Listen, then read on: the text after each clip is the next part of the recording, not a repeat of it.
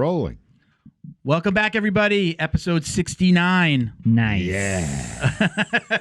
Of the Jiu Jitsu Dummies Podcast. Sponsored by Fightback CBD. Get 20% off your CBD order at fightbackcbd.com with code JJD. Hey, how's it going, everybody? Pretty good. We're also sponsored by Black Belt Digital Marketing. Anything you need to build your business, website design, Google Ads, graphic design, anything you need to build your business, they can help. Check them out at Black Belt Digital Marketing on Instagram or on their website, bbdigitalmarketing.com. BB Digital Marketing. BB Digital Marketing. bbdigitalmarketing.com. Because you BB digitally marketing, right? Black Belt Digital Marketing. No, you BB Digital Marketing. You BB marketing digitally. You're doing good, bro. You're doing good. We're going to learn you yet. Very far south. Go ahead, man. Oh, man. Hey, shout out to our friend. Hernandez Claims. George Hernandez Claims, yeah. Yeah, George is a public adjuster who can help settle a commercial or residential insurance claim on your behalf. Call George Hernandez today and let the professionals help you get the most compensation possible from your insurance company. You really do need a team. I was reading that, but I just want to let you know how. Well, we need how a team to read this. No, you need. I need some training. No, you really do need somebody to help you out and navigate those insurance waters. Yeah, I did it. I honestly, until I started to work with him a little bit, I didn't even know that that was a thing. I never understood what a public adjuster was. I did. I know that they really work on your behalf, which is to get you the most money possible from your insurance. There's I really do know George personally. He's an awesome dude. The insurance world is some murky waters, sir. Yeah, I know. Yeah. He's licensed in the state of Florida, and he's actually working on Texas too. So I don't know how that's going to work when he expands, but it's going to be very cool. But anyways, you could check him out at Hernandez Claims on Instagram or visit their website hernandezclaims.com. How do you get these domains? Which was built by Black Belt Digital Marketing. And what's their website? It's written right here. It's bbdigitalmarketing.com. There you go. The emphasis on the right syllable. Oh, dude. I love Mike Myers. All right, let's not forget Sean and the crew from Flow and Roll. Hands down, the best custom gi and no-gi gear in the biz. Boha. Don't believe us. All right, at least start with the designs. Visit them on Instagram at flowandroll.com or Flow and Roll, flow_and_roll. See, I fuck up too. Yeah. And check out all their custom designs. Their shit is amazing. You barely get tapped when you wear his gi.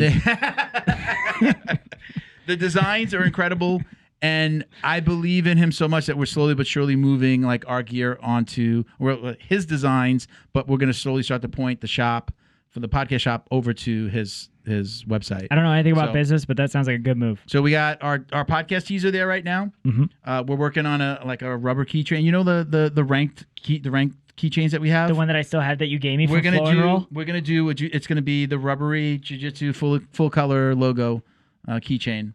Like I'm still, yes, I got it. Show the camera, not me. I know what it looks like. Y'all. So we're gonna Milton gave this to me when I got promoted. Yeah, and I'm saving a purple one for you too. I think I still have it. That's never coming. Yeah. I'm just waiting for the next reason I have to go to another gym. I'm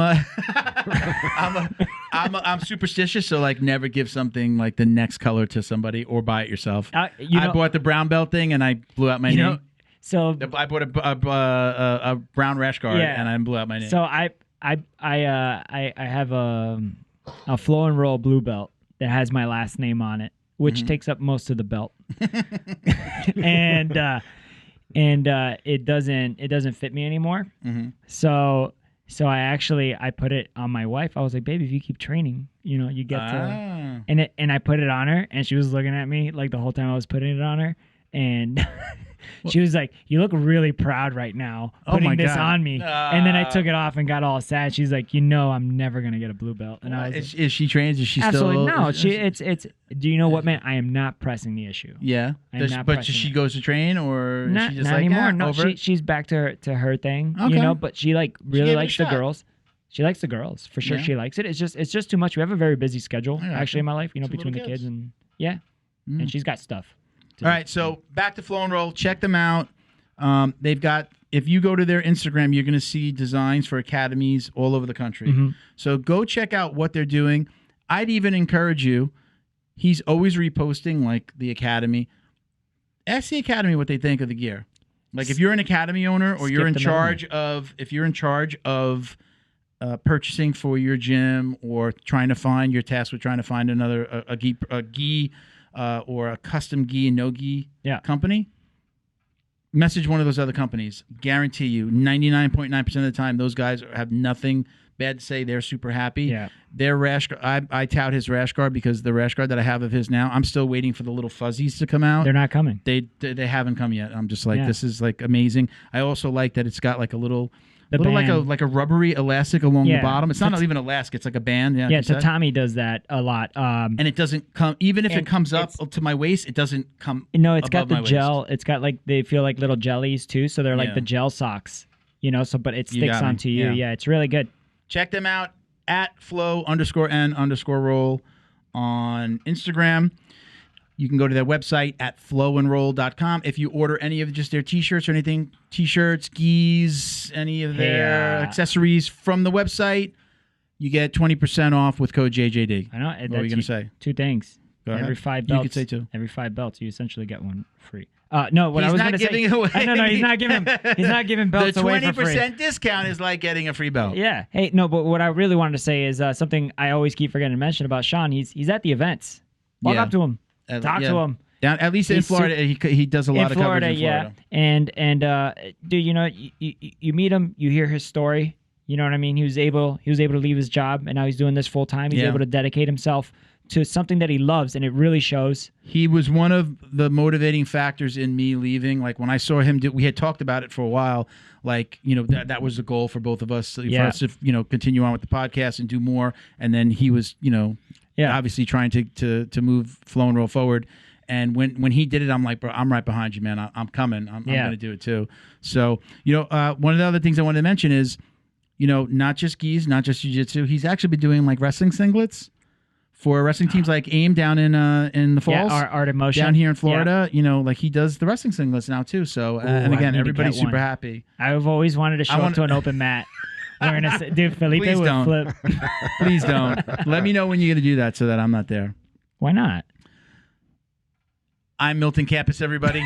A brown belt. I'm training out of South Florida. I actually train out of Jiu Jitsu for Life. Yeah. I haven't been mentioning the name because it was just, all that craziness that happened, but I'm proudly training at Jiu Jitsu for Life in Coral Springs. You can check me out on Instagram at Uncle Milty BJJ or the handle for the podcast at Jiu Jitsu Dummies. I'm usually the guy that's going to answer most of those questions there. Mm-hmm. Bo behind the camera. Hey, Bo. Hello.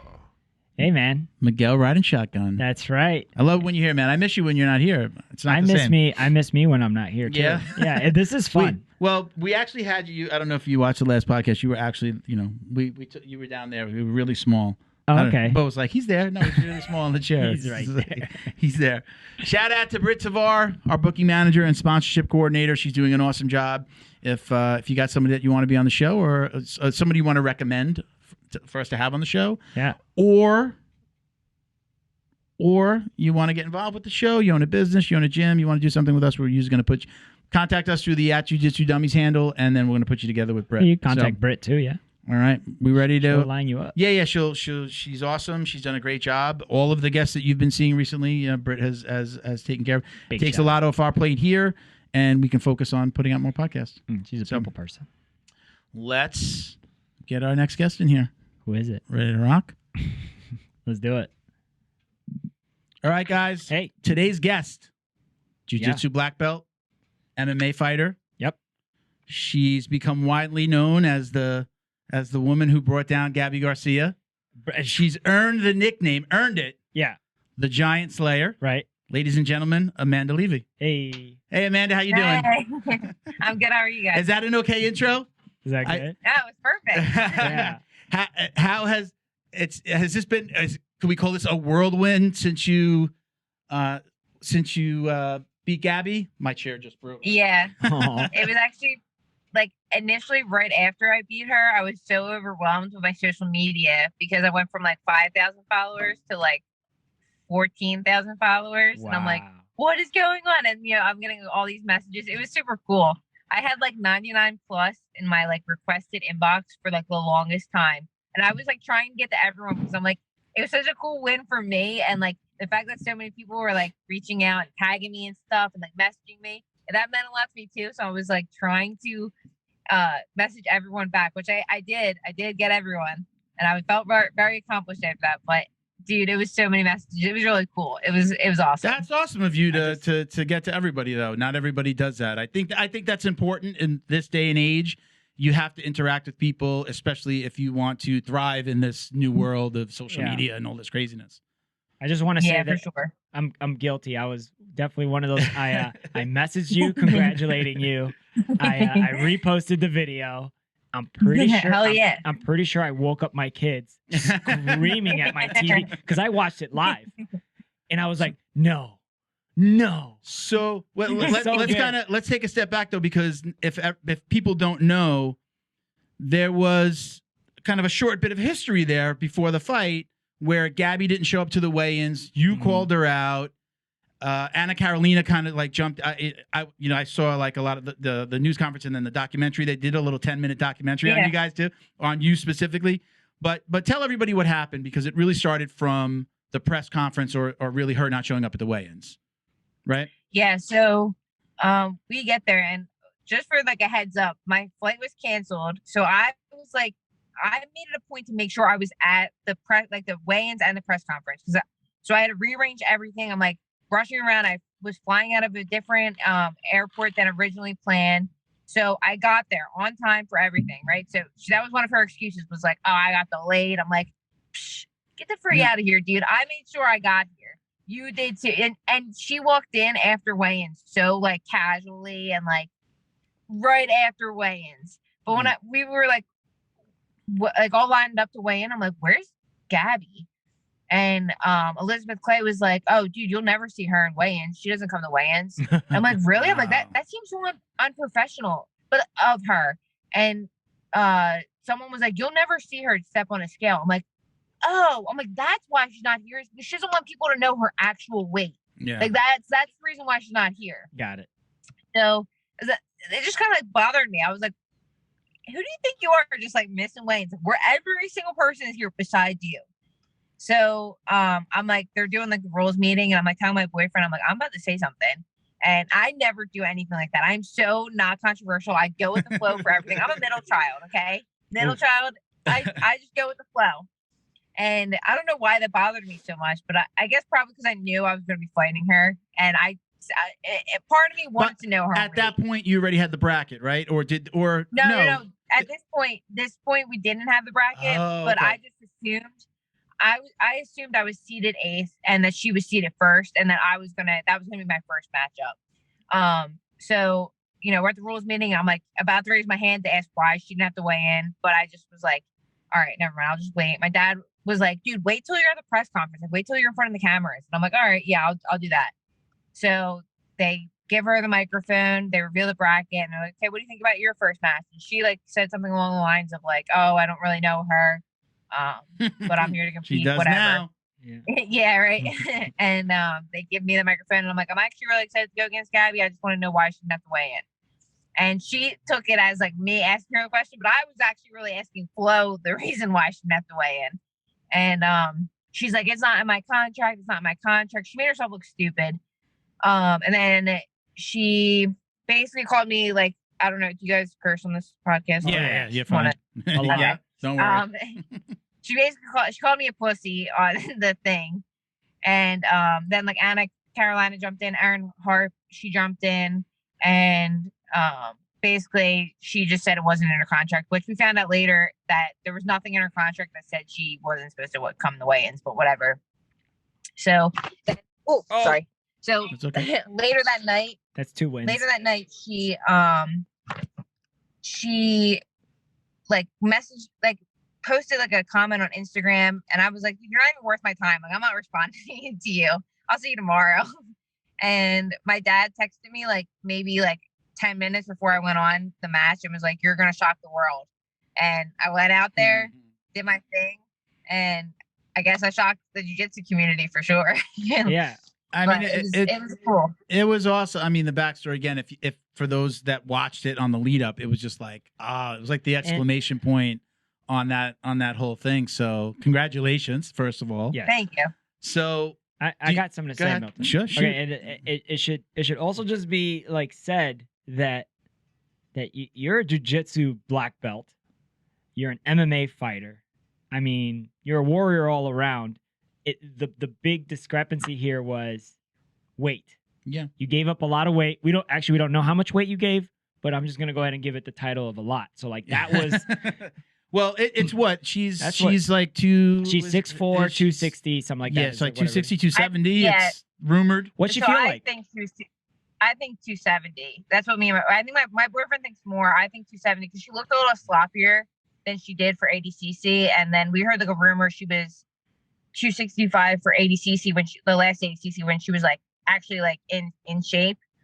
And like this one she had like a bit like a gut, like she just looked sloppy. She gassed. So I'm thinking she was more than 265. But yeah. So I mean it was a super cool experience. Like I would tell everyone, I'm like, those 8 last seconds when I like put my hands up on her back, I'm like, I wish I could relive that on replay for the rest of my life. Well, the thing is, you can now because right? 10 years ago, maybe even, or 10, 15 years ago, it just wouldn't be like it is now. And now it's everywhere. And then again, we said before, Flo wound up doing like a 10-minute documentary on kind of like this whole thing. Is it Amanda Leve Shocks the World? Is that what it's called?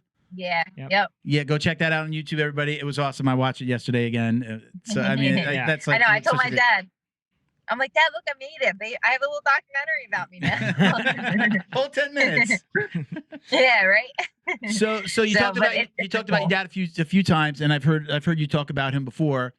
Tell me about growing up. Your dad was like super into sports and really kind of pushed you forward in kind of in the combat sports, right? Yeah, so I was always a competitive kid. Like even like when I was like playing t-ball, I would like get annoyed because they would tell us it was a tie all the time, and I wanted to know who won. So my dad, I think, just like knew automatically that I was just gonna be like the sport, like the athlete of the family. So I was always competitive. My dad is super competitive too. So he never really played sports. So he played ice hockey. That was like the extent of it. So he loved the UFC, loved watching it. So he ended up putting me and my brother into it. And he threw me in my first tournament like 4 months in. I had absolutely no idea what I was doing. I lost my first match, cried, wanted to go home. And all it took was that one win. He made me stay for one more, and I won my next match. And ever since then, I was like hooked on the feeling of winning. So I stayed with it for the last like 13, 14 years.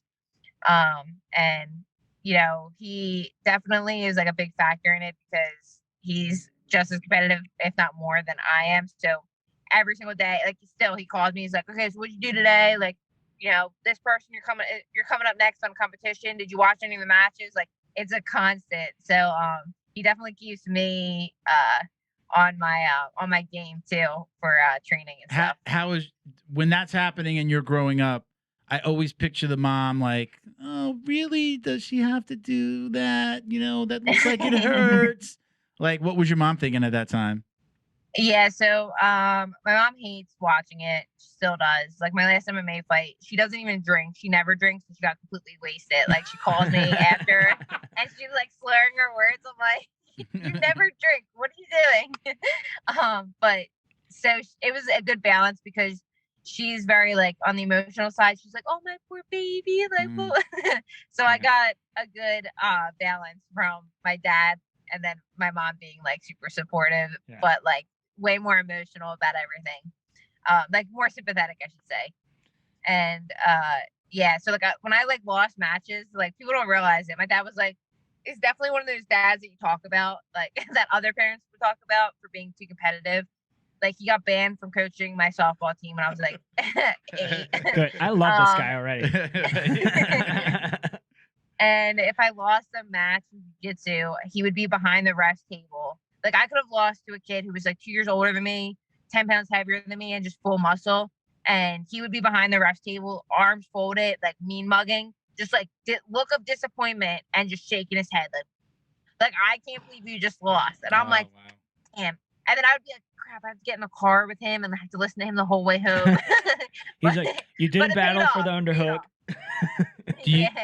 I would assume, when you hear somebody, talk about their dad like that or their parents like that, like, you feel like that pushed you even more? I mean, obviously he's pushing you, but as an adult now, do you think that pushes you even more when you're training, when you're going into a fight, when you're going into a competition? Do you hear him in the back of your head, even if he's not there? Yeah, absolutely. Yeah. I joke around. I tell him, I was like, you're not coming to my next fight. You're going to stay home. And he's like, I'm not saying no. But will he travel? Does he travel to come see you? He travels everywhere. Yeah. Anywhere and everywhere I'm fighting. Yeah. He's like super supportive. I couldn't ask for any better parents for this kind of sport. Like the balance I have between the both of them is really cool. Yeah, that's really good to hear. You got to take a little tip from her. Miguel's got 2 kids that train jiu-jitsu, a girl and a boy. Yeah. And I heard you talk, Amanda. I heard you talk about your father. What you did say, like he would sign you up in like your age level and weight, but then like he would sign you up in like the older brackets as well. Yeah. So you'd go to a normal tournament where the kids would normally do their own matches in their own brackets or their own age and experience level, and he'd sign you up for other ones. Yeah. Right. Yeah. So like when I was a kid, I was 13, so I did the kids division, the teens division, and then he put me in the women's division. At how old? How old were you? 13. At 13. Wow. Get it. And then he would see if he could put me in like the weight class above my weight class, or 2 weight classes above my weight class. Yeah. Yep. Like I would get done one match and they'd be calling my name at like 3 other matches at other mats. So I would just get up, go to the next one, get up, go to the next one, like not even have rest in between, just constantly going all day. In his mind, was he just like, I'm going to push you to be the best competitor? Or was there like this little thing in the back of his mind, like he knew he was pushing you to take this further, like to be a pro at this? Was that ever discussed, or did you just feel it? I think we both kind of just knew that I was going to go to MMA eventually. So I think that was like his prep. His part of it was kind of just like pushing me as a kid to not only be like the best jiu-jitsu person, but like be mentally strong enough to be able to go into MMA. Yeah. Yeah. That's an involved father.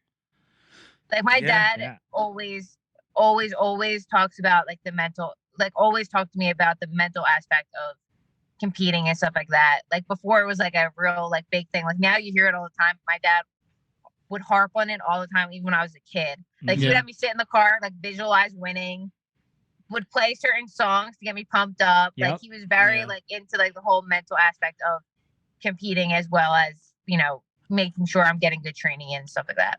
I tell people, not only did I quit every sport I tried, I was good at sports, but I always quit like organized sports. I'd play like street hockey with my friends, or, tackle football on the grass in front of the house. Like that's what I had more fun doing than doing the organized sports at school. But one of the things that was lacking when I was a kid, I'm in my late 40s, it was no one ever talked about the mental side or thinking positive. Like coaches just didn't talk about that back then. They didn't. And I would just like one loss and, one wrestling loss, and I'm like, oh, I suck. I'm not going to be any good at this. And I would leave.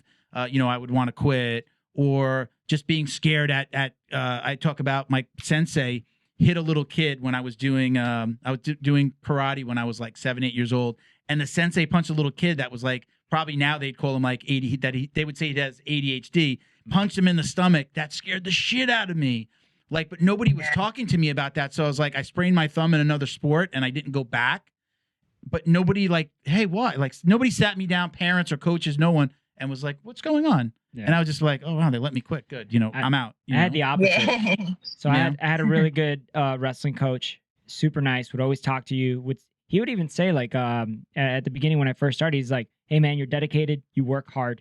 It's just you're mentally beat when you're on the mats. Your first year of wrestling is when I'd kill on the mats at practice. And then I'd go into a match and I'm just like, most people are gym stars. Freeze up. Yeah. It takes an athlete, to go out there and perform. That's the athlete side that a lot of people are missing. When you're talking about the top 10 of anything, they're all physically pretty much on par. I mean, there are just milliseconds in between them. It's that mental that mental aspect, that mental fortitude, the toughness that gets you that win, the gumption. You know what I mean? So, But I'm like that with my kids. How do you handle that, Amanda? Because you don't have your dad with you all the time. What are you doing? I started with a mental coach. There you go. Okay. So for right before my pro debut with the PFL, so I'll give you like a rundown. So like ADCC, when I competed in ADCC, I was probably the worst performance of my life, and it was the biggest stage of my life, and I just like knew I wasn't mentally in it for anything. Like it just like wasn't clicking. Nothing was clicking for me. I had like terrible training leading up to it. Like it just nothing felt like it was going good. And so when I got there too, I was already mentally pretty beat up. And even after that, like I had competitions after that, and I just still felt like things weren't clicking for me. So right before my PFL fight in August, my first pro fight, my boyfriend and my other coach were like, "Can you start working with this mindset guy? Like, I think you would really benefit from it." And I'm like, "No, I don't need that. Like, get out of here. Like, blah, blah, blah. I don't need that." And he's like, "Can you just please try him? Just please try him." I had one conversation with him and I was sold, literally sold. I'm like, literally talked to him every single day leading up to my fight, changed my whole perspective on competing and everything, how to handle your thoughts when you're, leading up to your fight, what you should be thinking, how to train yourself not to think certain things. And visualizing. It was the biggest game changer. Yeah. So when I was like getting ready for my PFL fight, when I was like there, I was so happy, like excited to be there, ready to compete. I've never felt better in my entire life. I like recommend a mindset coach now to every single person. I work with it's called Wrestling Mindset. They have like an Instagram, you might see it sometimes. The guy I work with is Mike Moore, and he's been like working with like a lot of UFC fighters, which is pretty cool. So it's cool to start to see how like the mental game of this is like getting they're getting more involved with like the mental side of competing, because honestly, you could train your ass off for however many days in a training camp, and if you're not feeling it, or if you can't handle your nerves or your thoughts the day of, that could be the ultimate game changer. I know music does it for me. Like music definitely puts me into like a certain mindset. Yeah. Like if I go to the gym, I want to listen to a certain type of music. Sometimes if I'm going in my car to train jiu-jitsu, I'm exhausted, a little bit of a headache. It's been a long day. There are certain songs that I'll put on and I'm just like, oh yeah, we're going to go fucking choke somebody today. Yeah. It's like for me, it's always, again, I just always go back to like, I also did ROTC in high school and wrestling. And it's just being mentally like, if like you're tired, they're dead. You know what I mean? Like that mentality, or trusting your skills, or it's just always like, just having reinforcement and trust in yourself always motivates me. And then I don't know where this came from, but like if somebody's sucking and like you could feel like they're sucking, like you just get like do you ever get like that second win when you feel your opponent is like they're beating themselves up and you could see it? Yeah. And it just hypes you up. Like that kind of like recognizing like being in the moment, that kind of stuff, man, like really helps out. I think. Tell us a little bit about that you did in, was it 2019? ADCC 2019, you got first place. Yeah. Were you saying that was also something like you still had the nerves and you weren't mentally prepared, even though you came out in first place? So trials, I won the trials. Oh, trials, yeah. So like the actual ADCC, I lost my first round. So I was supposed to actually fight Gabi my second round if I won my first round.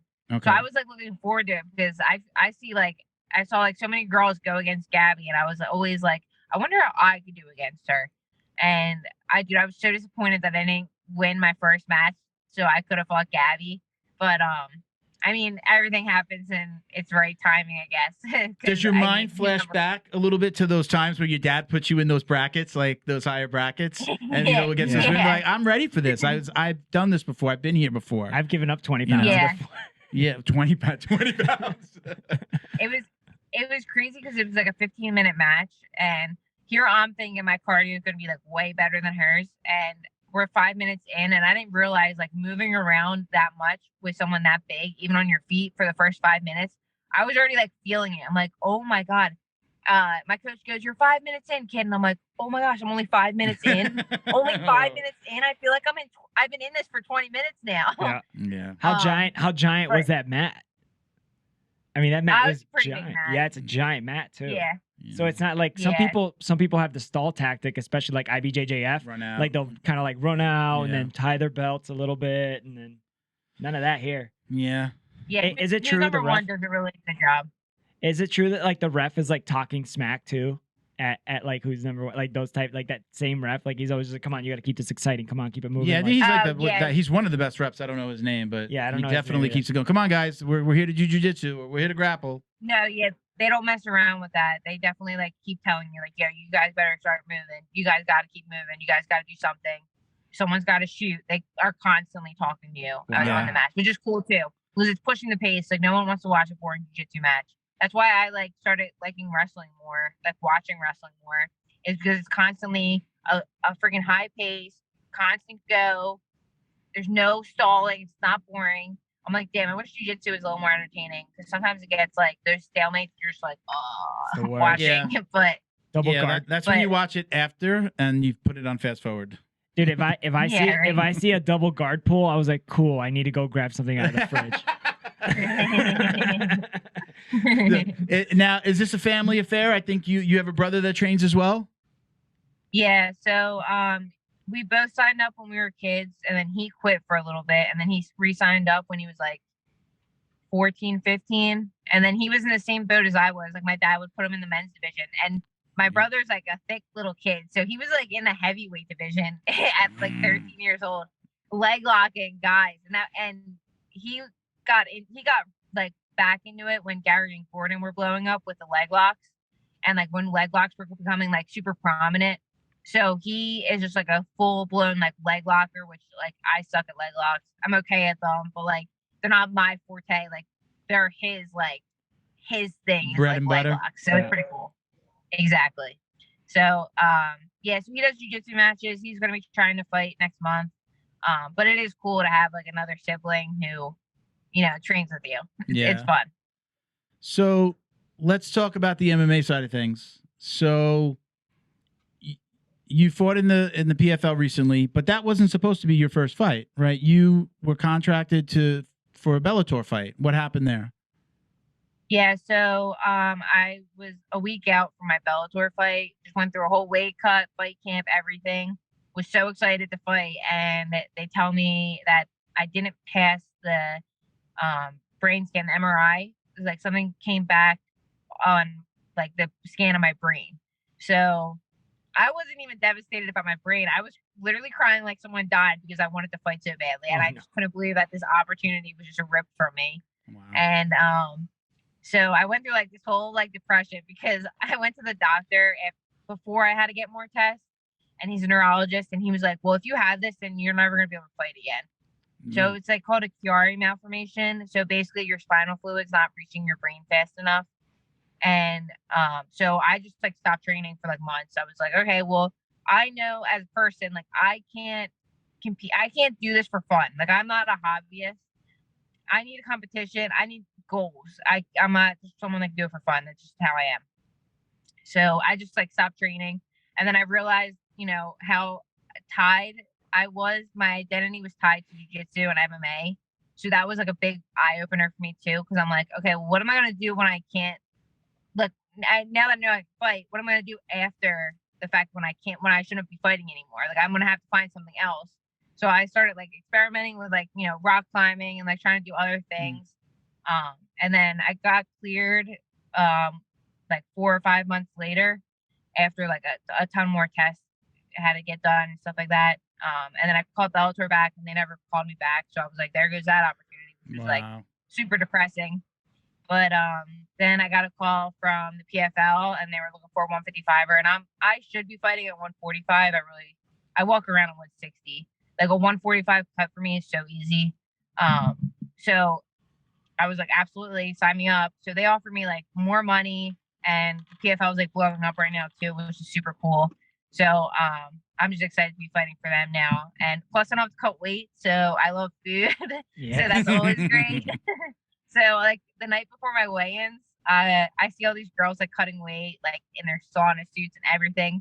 And I'm going down with like a full steak meal, 2 water bottles in my hands, and I'm stepping on the scale just to make sure I'm underweight still because weigh-ins were the next morning. Yeah. And I still was. I weighed in at like 153 because when I'm in fight camp too, I'm training so much, I just like naturally start to lose weight.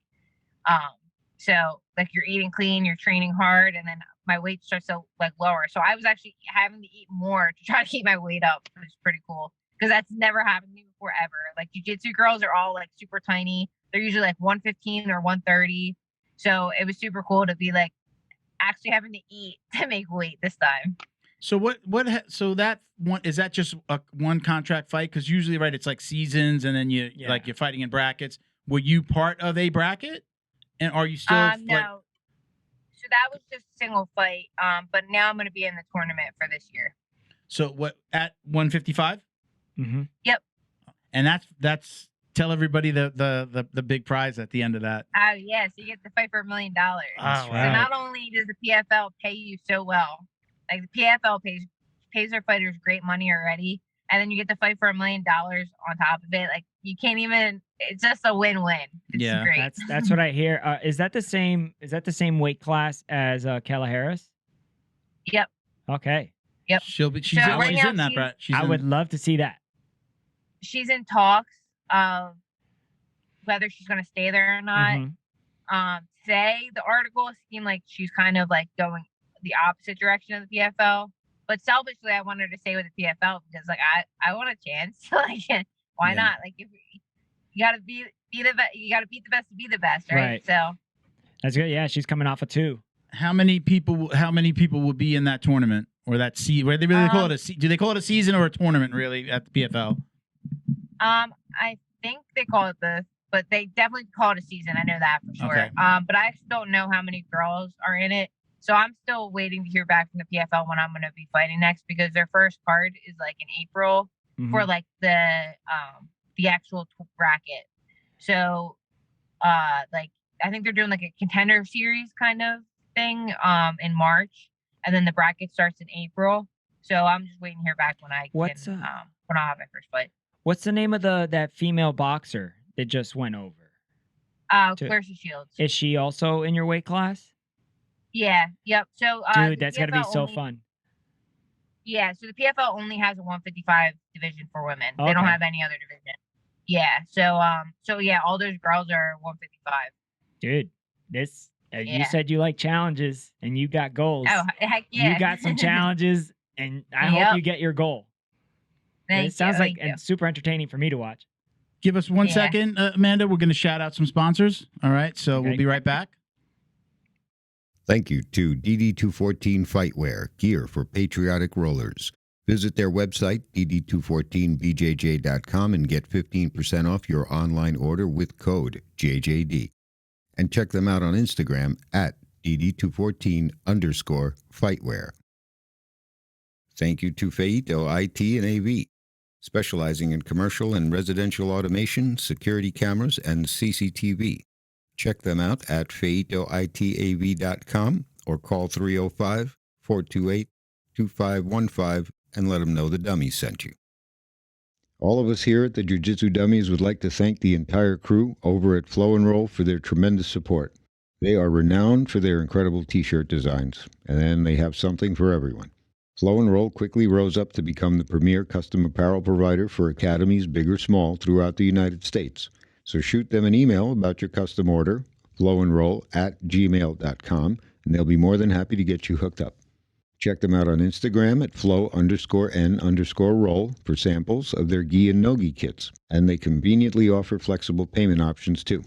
Head over to flowandroll.com for more details. And while you're there, pick up a Jiu Jitsu Dummies signature tee, now exclusively at flowandroll.com.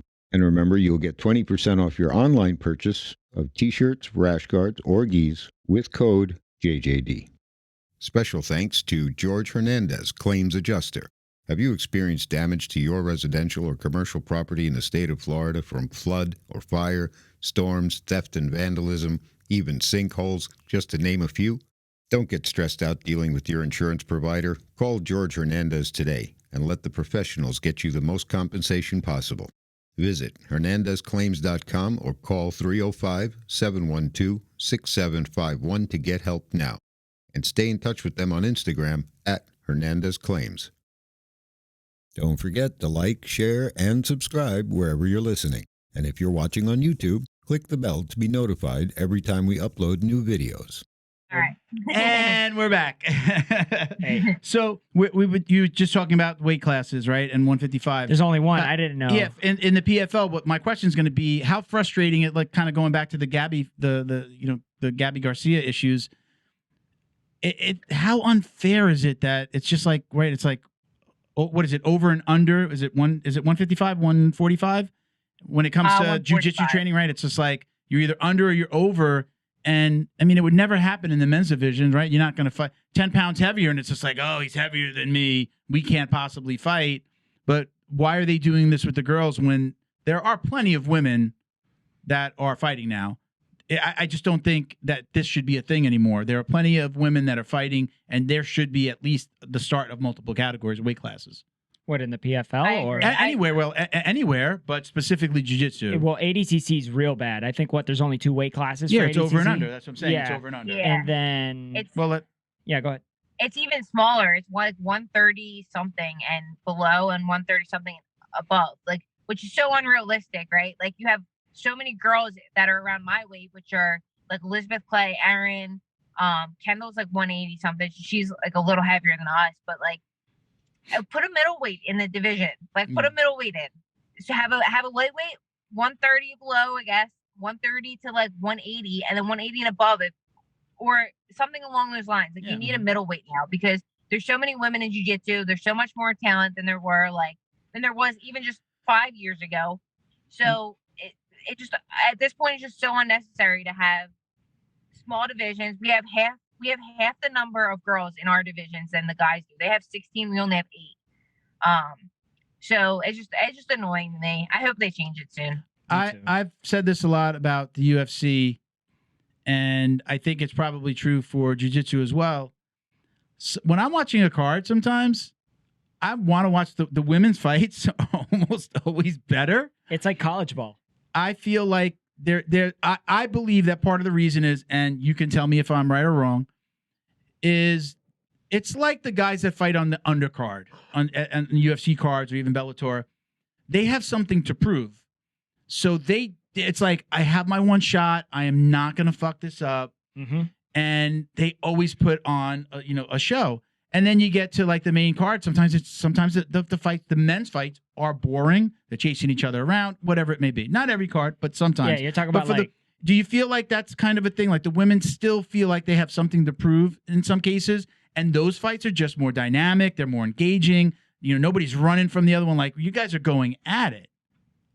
Yeah, so I think it's more of like the mentality of like fighting to win versus like fighting not to lose, right? Yeah. So you get to like a higher level, like you'll see it in jiu-jitsu. When you get to a higher level, like, people are afraid to make moves because they're afraid to lose, they're fighting not to lose instead of fighting to win.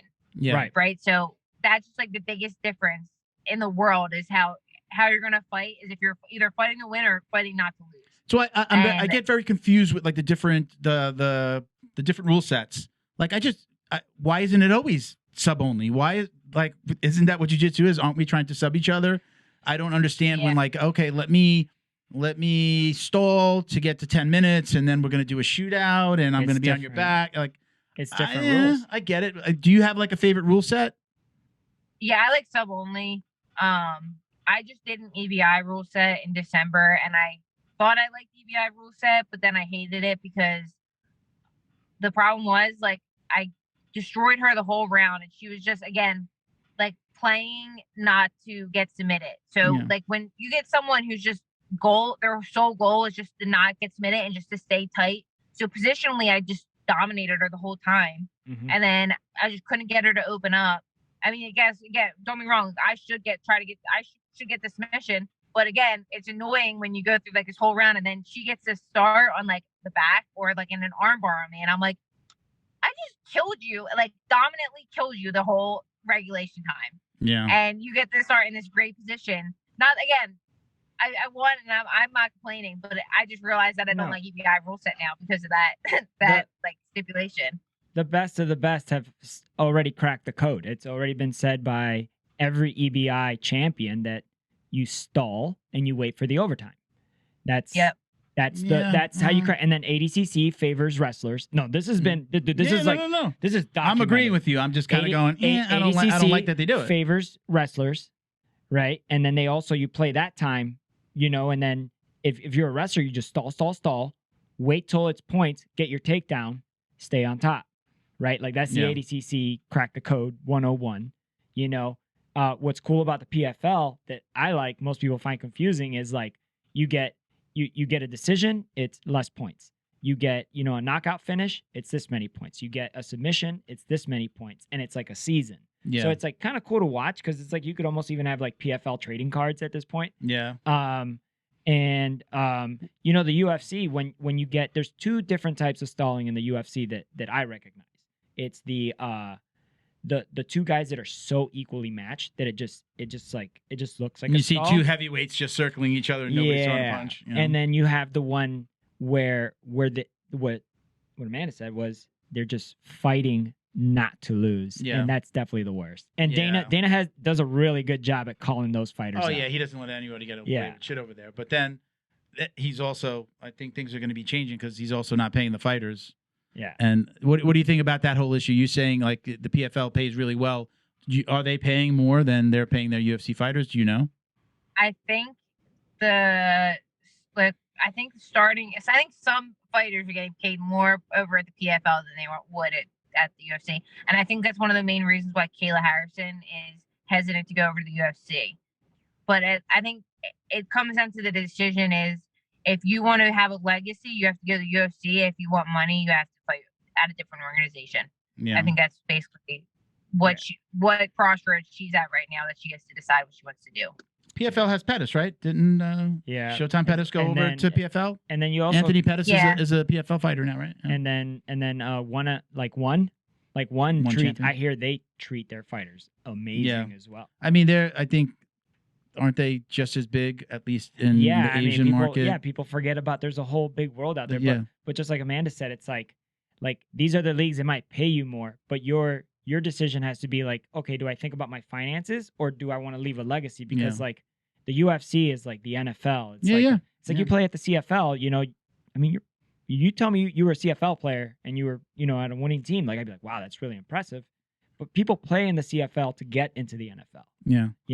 So we're talking about leagues. What about, I always love to get people's take on combat jiu-jitsu, especially from somebody who jiu-jitsu black belt and an MMA fighter.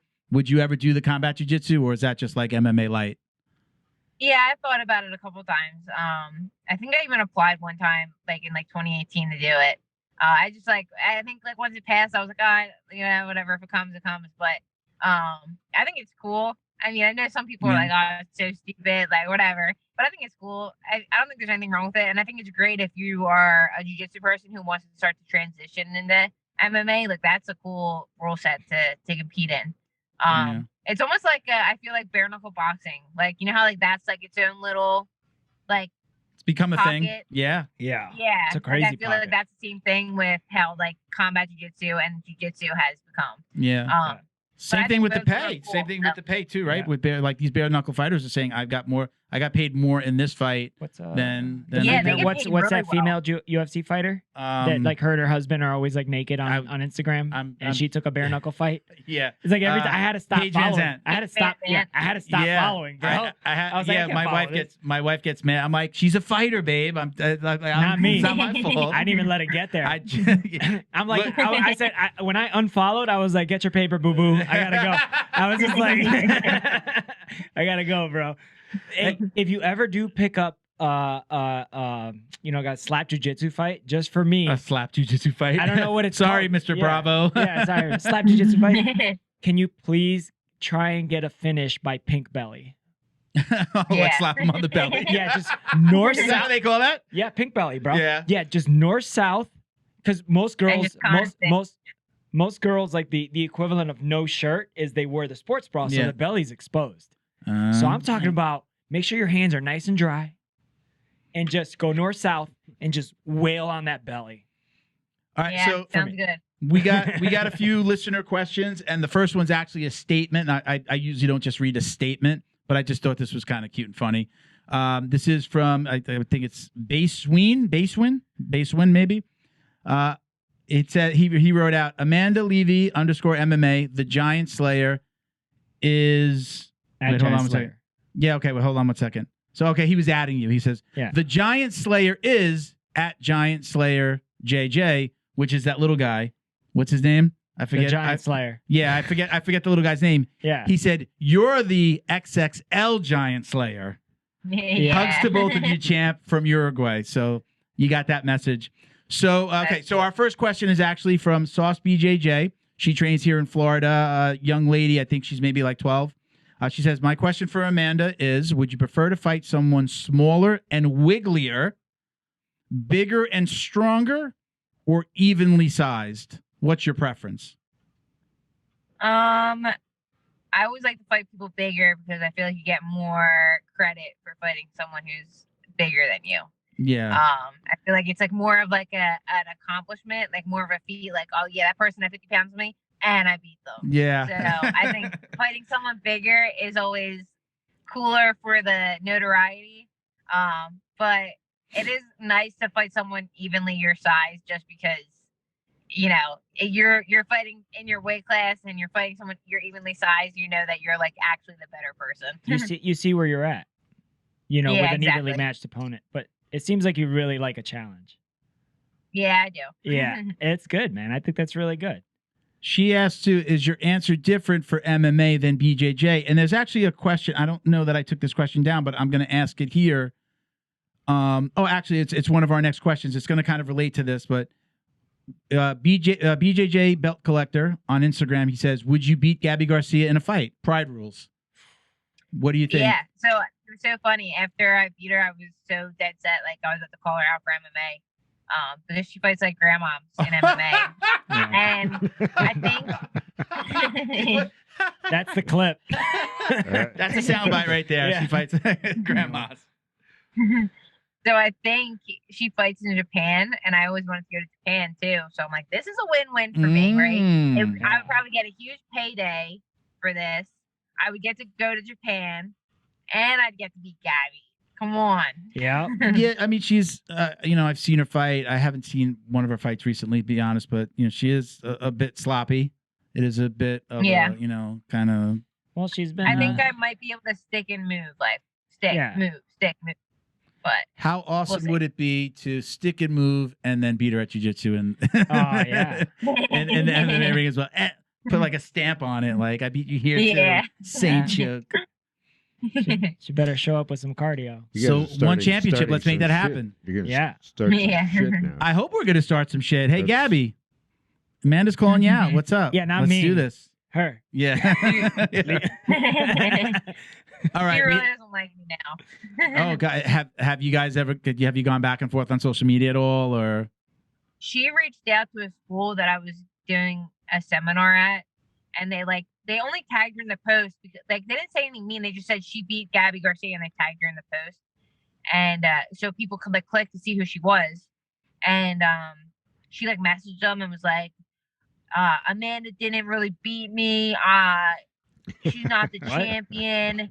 And then she was giving excuses like she had a tumor on her ovaries and she had 2 broken ribs. But I'm like, why are you even bothering messaging a tiny school in Utah who has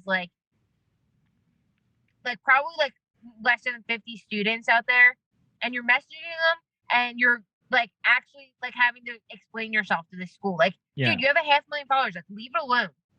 What do you need what are you trying to prove? Take the L. You want to know something? I forgot, and I believe that we posted. I know she commented. She commented something along the lines of there was more to the story because I think I might have posted about just right around just the weigh-ins part, right when it happened. I think I posted something, and she commented there. I think it was before the competition, but she commented in there. We got to find it. So she actually commented to us, to the Jiu Jitsu Dummies, the podcast handle. And I was just it was kind of odd. It was really. Like I think it was just really posting it to show it, and it was just like, you know, she was trying to defend it a little bit, but I guess like that's what she does. Childish. Yeah. I mean, we'd love to have you on, Gabby. You can come talk to us. We have our booking manager who reached out to you, Britt. She's a huge fan of Gabby's. She actually like met her at like an event in Texas, and she's absolutely trying to get her to come on. And she said she's been like a little flaky with getting back to her, but you know, we'd certainly have her on and give her the floor. But yeah, I don't know. I think it's a little childish to jump in like that and defend it. I'm a fan of like Joe Rogan's approach of post and ghost. Like you stay out of the comments basically. Yeah, post and you ghost. get into the comments when you're that popular, and you're gonna it starts to eat away at your soul. I have a question. Like now you have these followers. Like how do you feel? Like how are you handling it? Like are you taking I just post and I don't pay attention to it, or are you interactive? Or yeah, I will. So I'm not like super popular. So like people when they comment nice stuff, like I'll like it or whatever. But I don't get too deep into it because I already hate social media and I try to get off of it anyway. So yeah, I don't take anything to heart though. So it's funny because when I was younger, like when Grappler's Quest was around and Nagas and stuff. So like they used to like have like actual people like that would video matches for Grappler's Quest. So Grappler's Quest ended up putting like a ton of my matches on YouTube. Like every match you see on me on YouTube, like I did not post one of them. Like it's always like someone else. But they have like millions upon millions of views, each one of them. Is like, it after the fact though? Like after you beat Gabby or something? Like then they were like, no, this was before Gabby. Oh, okay, yeah. okay. Like the one has like 8 million views from when I was like a kid. Oh, Like wow. yeah, like insane numbers. And so my dad went on there and like he started reading the comments and he's getting himself worked up, right? And he was like, do not look at the comments, you know, blah blah blah. So as like a 15-year-old, what have I got to do? I'm gonna go look at the comments, and oh my gosh, like it destroyed my little 15-year-old heart reading these people's comments. And Wow. some of them were just nasty, like sexual comments. Some of them were like accusing me of like steroids and like all this other crap.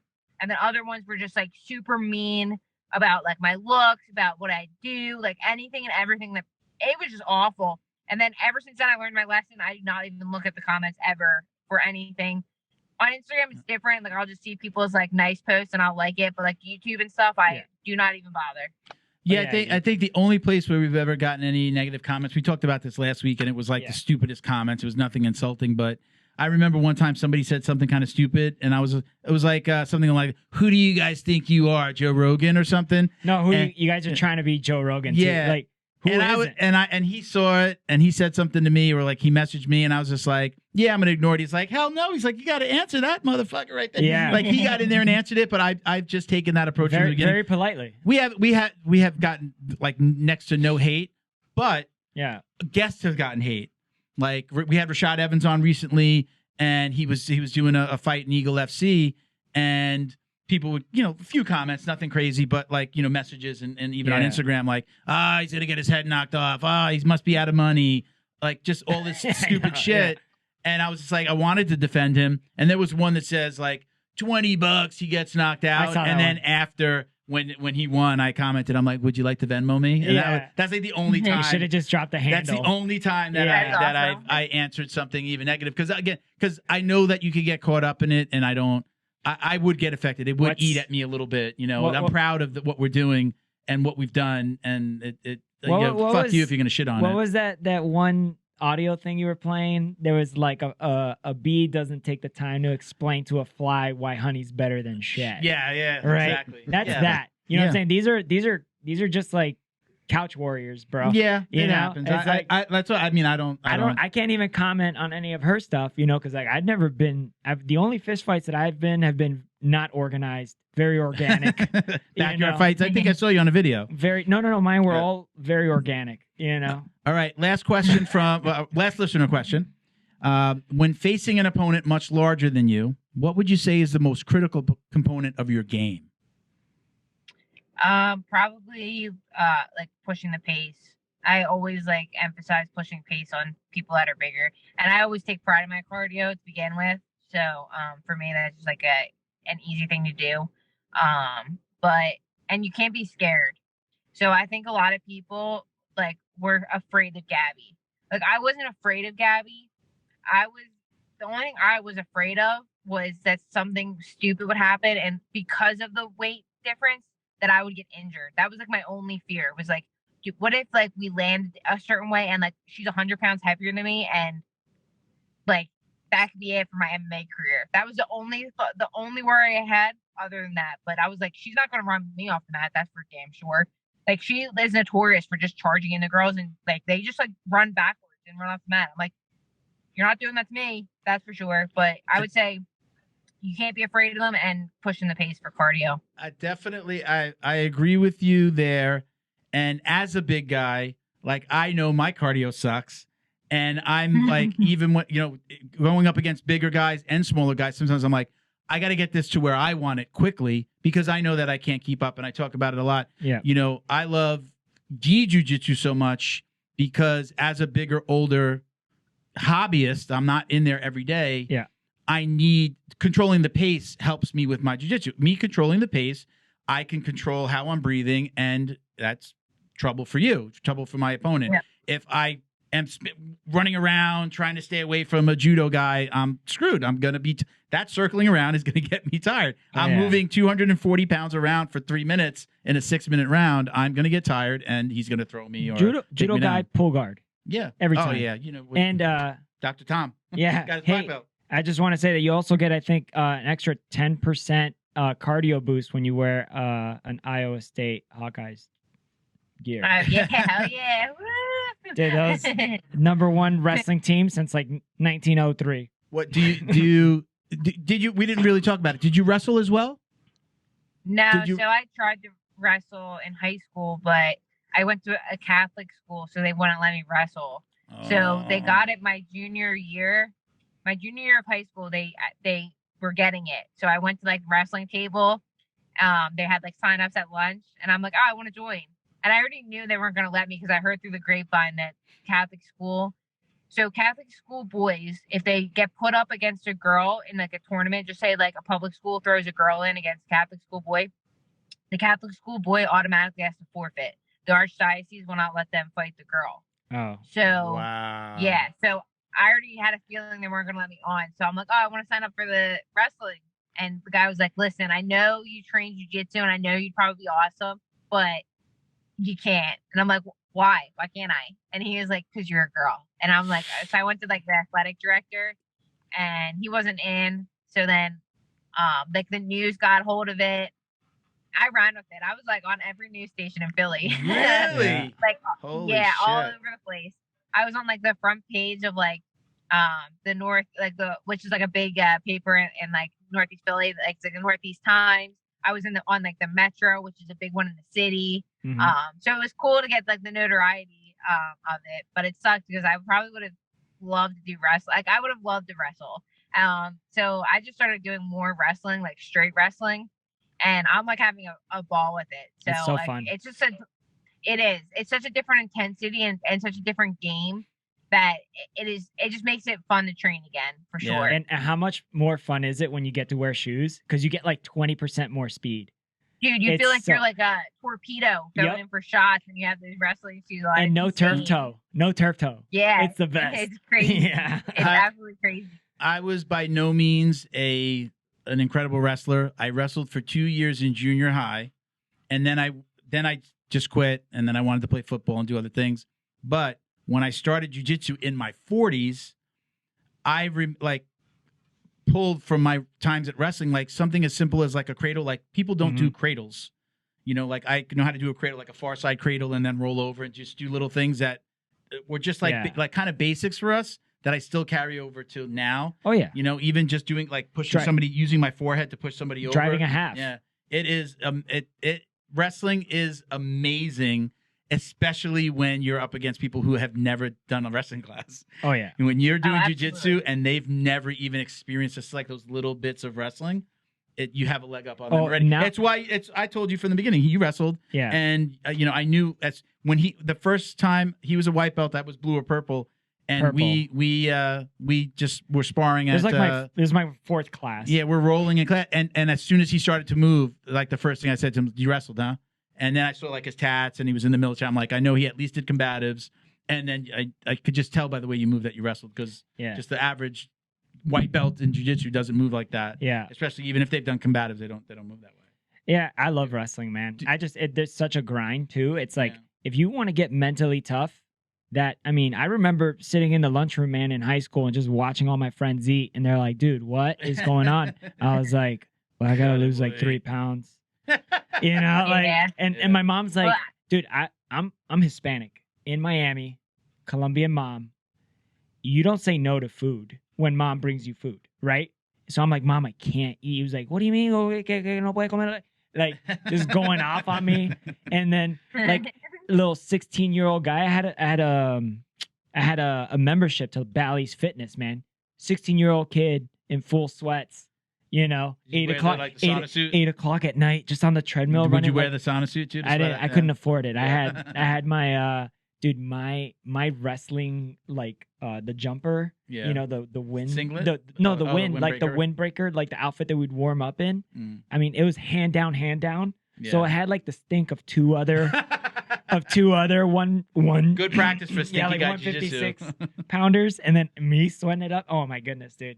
Amanda, do you do any gi jiu-jitsu, or did you start when you were training when you were a kid? You were doing just regular gi jiu-jitsu, or were you always doing no gi?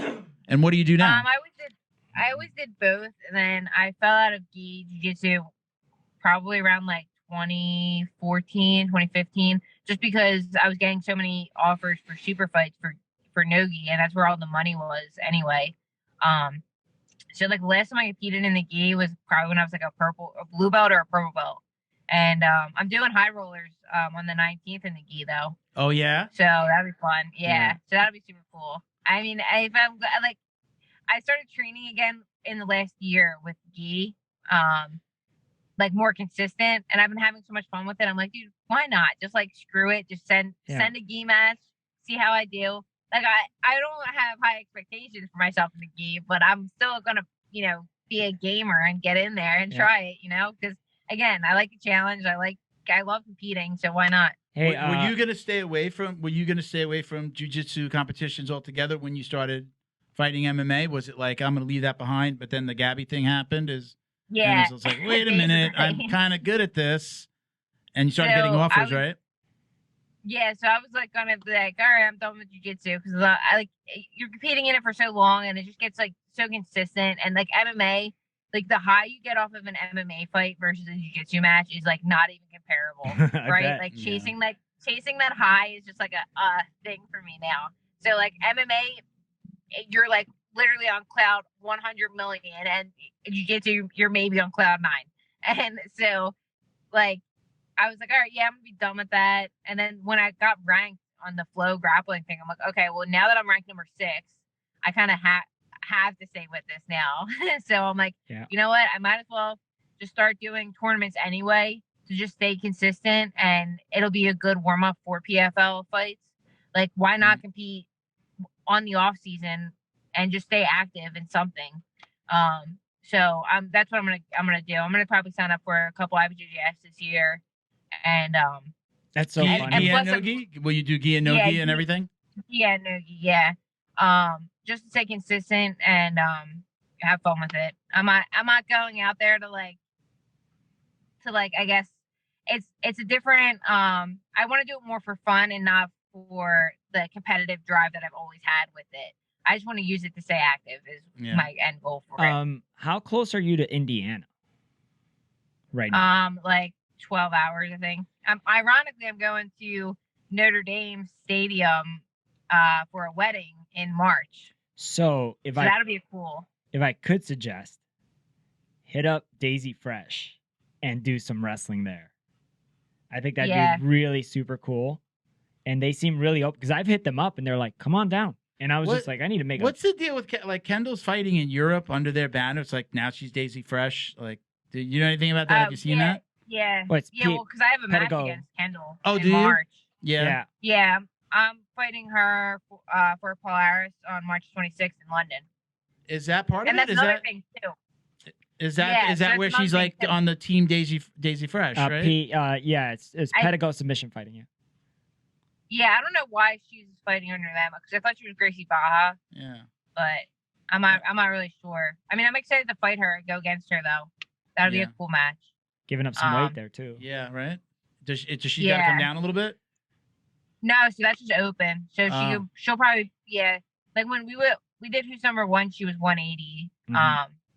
And I walk around at like 155, 160. So but yeah, and plus using jujitsu now, doing jujitsu matches, I just use it to travel and see places too. So like I'm going to London, like hell yeah, whenever. Why would I go to London? They pay for everything and they put you up, right? They feed you. Yep. They pay for your ticket. That's awesome, man. Yep. Why not? And yeah, exactly. So why not? Let's talk about that PFL fight real quick before we let you go. It was a little scary there in the beginning, right? I mean, you got caught. You went down. Mm-hmm. And tell everybody what happened. Yeah. I'll let you explain. So I was supposed to go against a French Olympic wrestler. And then they switched my opponent out because she didn't get her visa, whatever the reason was. And it was like a week before my fight. And again, I thought I was going to lose this fight too. So I'm like, again, hysterically crying like someone died. Because I'm like, why can't I just get a fight? Because I could never get amateur fights because girls would see my jiu-jitsu background. I'd be like, nah, I'm not fighting her. And then I had the Bellator offer. That got ripped from me. And then the PFL, the girl dropped out a week before my fight. And I'm like, oh my gosh. I'm going to lose this opportunity too. So they ended up finding someone. She was a boxer. And, I didn't practice like one takedown this whole entire fight camp. I was literally going in there, like going against an Olympic wrestler. I'm like, oh, I can practice my striking now. Like this will be a good person to like actually, use my striking on. Like, cause if she's an Olympic wrestler, then obviously all she's probably really good at is wrestling. If you're wrestling at that level, right? So then I was going in like, okay, I'm like the first round, we'll see how it goes. Like I'm gonna get my feet wet. All it takes is one punch, of course.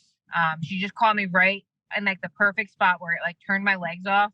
So I was completely still aware and still there. It was just my legs gave out on me. I'm like, oh my God, where are my legs?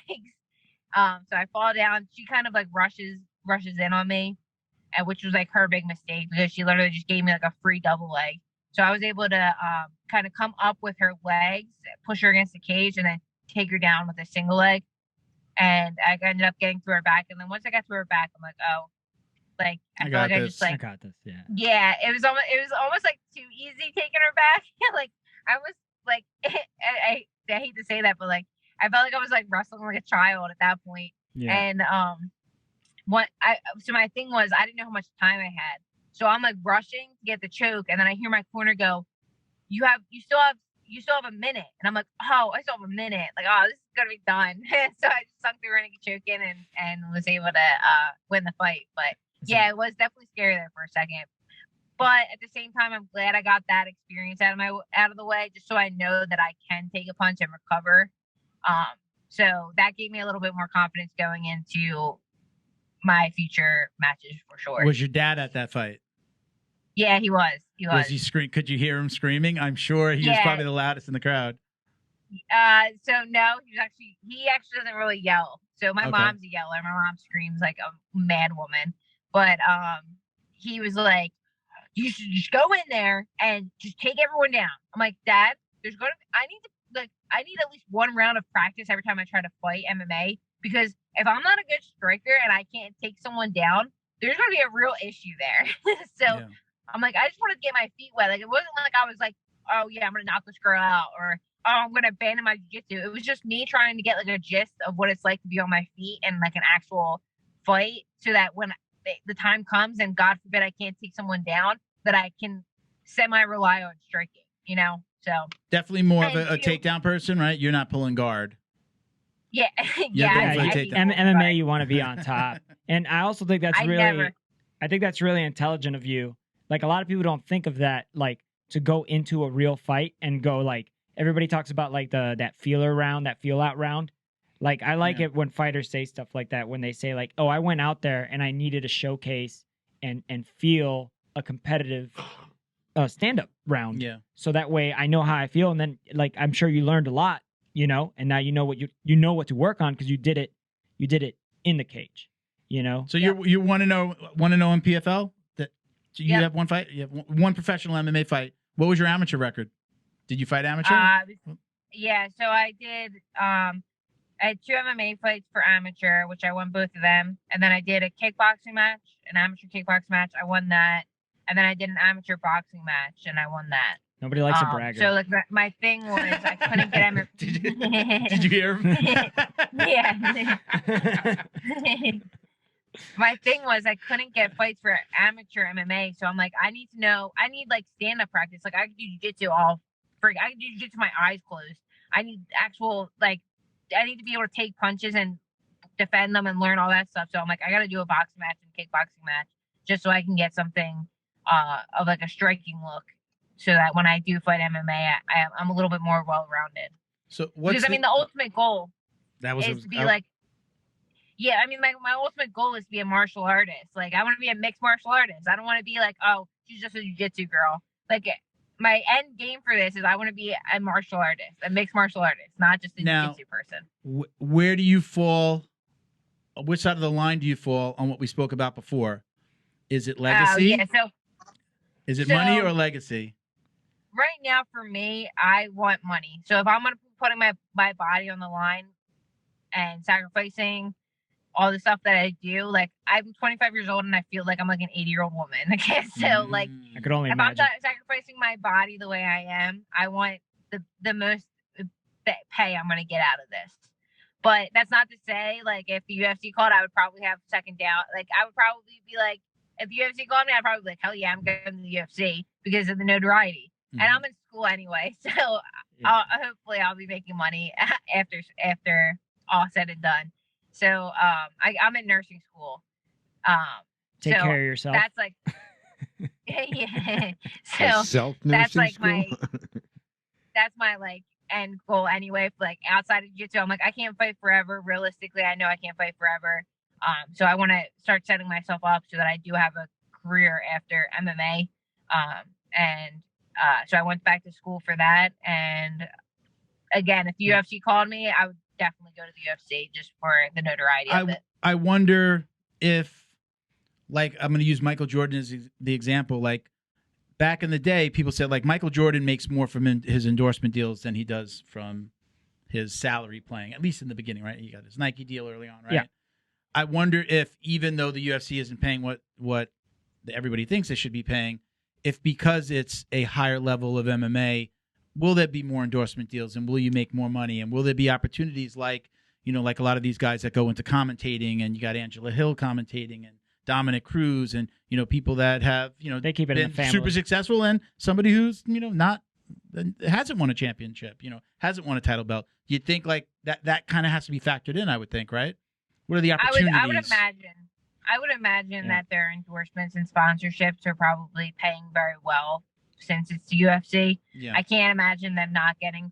It just sucks because, like, I feel like the UFC was so cool when they let you have your own sponsors. Yeah. Right? They used to have, like, the big banner, and they would have, like, it was cool because you got to see the personality of the fighter by who sponsored them. For sure. You know, you would see, like, people who hunted had, like, bow sponsors and, like, gun sponsors and like all this cool stuff, and like now it's just like everyone's the same. It's like, Cowboy Cerrone was always like beef jerky, like mossy oak, you know, like you like dipping right all that. It's cool. He was always a monster guy. I get the whole side though. Like they're giving so much exposure. It was basically like if you want to be on those shorts, and if you're gonna sponsor a fighter, you've also got to sponsor them. I get the business side of it. Not saying it's right, but I mean, they got to where they got, and it was kind of like you wouldn't let an NFL player just put like anything on his. No, yeah, right? It's acceptable to not. He's not putting like that's controlled. Cash app stuff on on the side of his OnlyFans. So,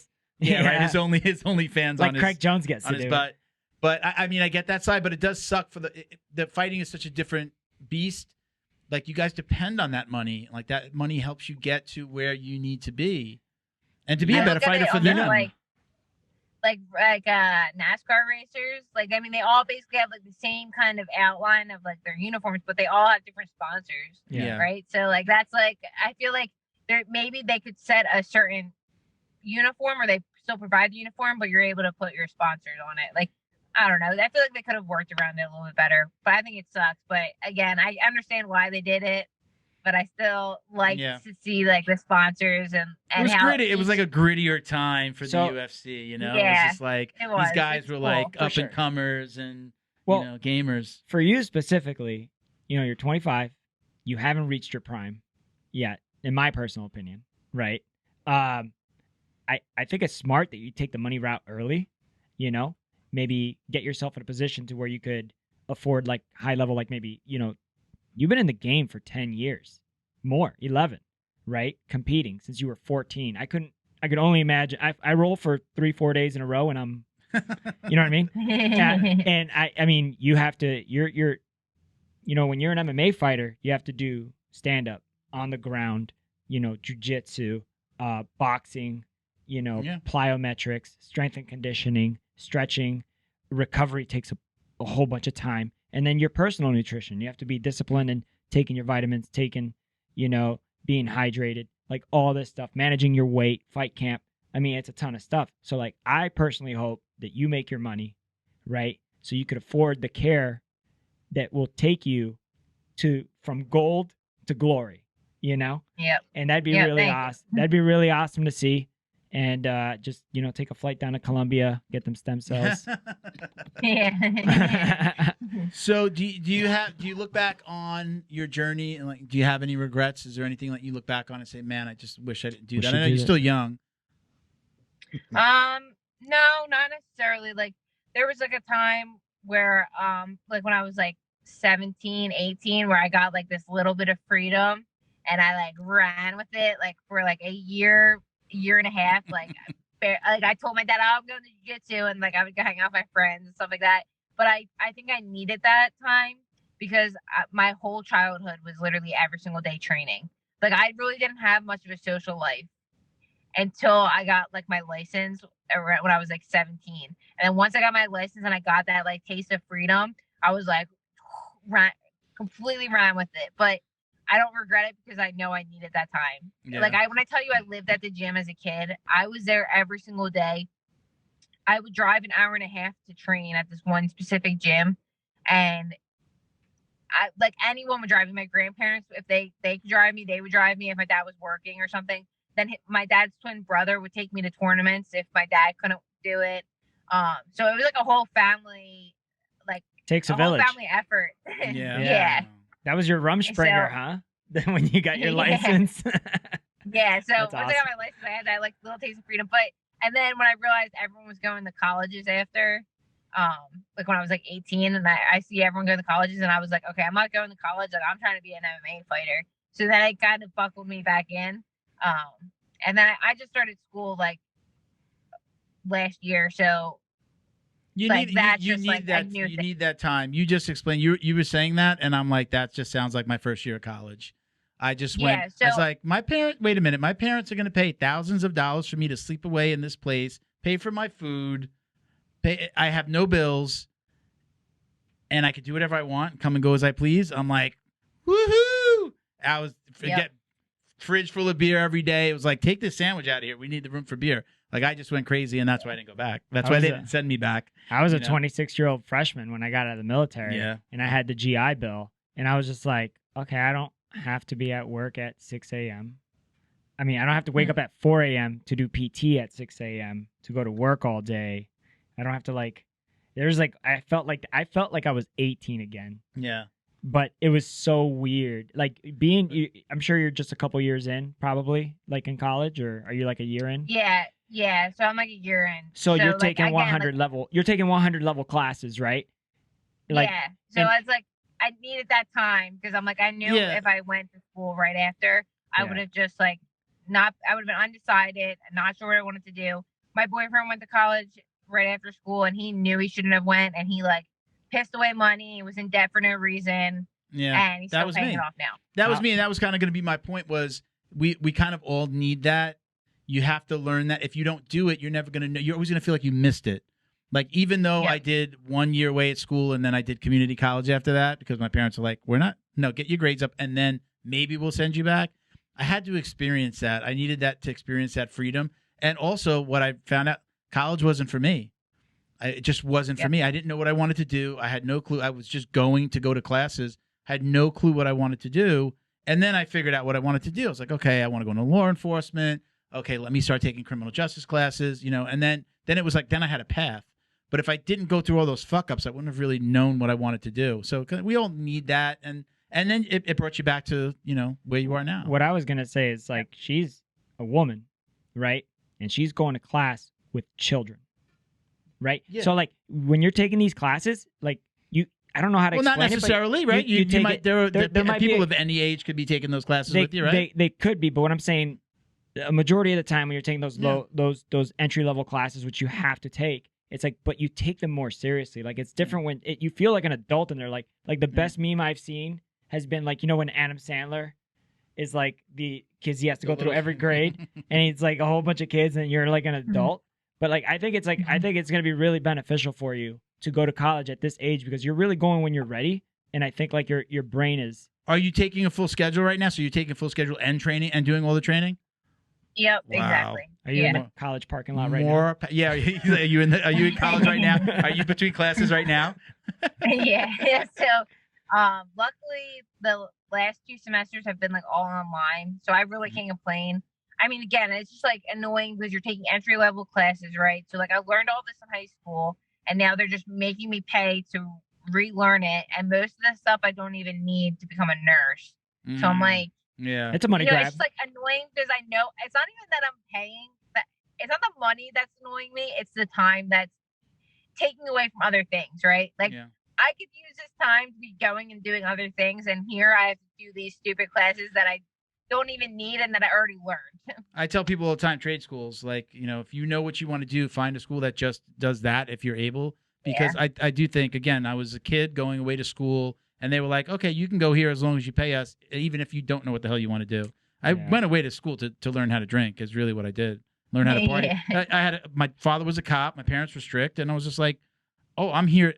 The one thing that kept me slightly in check was my sister went to the same college. We went away to the same school. And I had like big sis there to keep an eye on me and not let me get too crazy. But I was there to learn how to party. So, I didn't know what I wanted to do. But it's okay. She would come up behind you and slap you. Yeah, right. Once in a while. Like, she'd show up at my room. My sister would show up at my room unannounced just to check on me. Like, all right, I want to make sure you're alive. Or I heard you met one of my friends last night. How are you doing right now? Yeah. I'm broken. I'm broken. So we have our last question for you, and I wasn't going to ask it, but since you said you've gotten back into the gi, do you or do you not wash your belt? I do. I think it's just like unnecessary.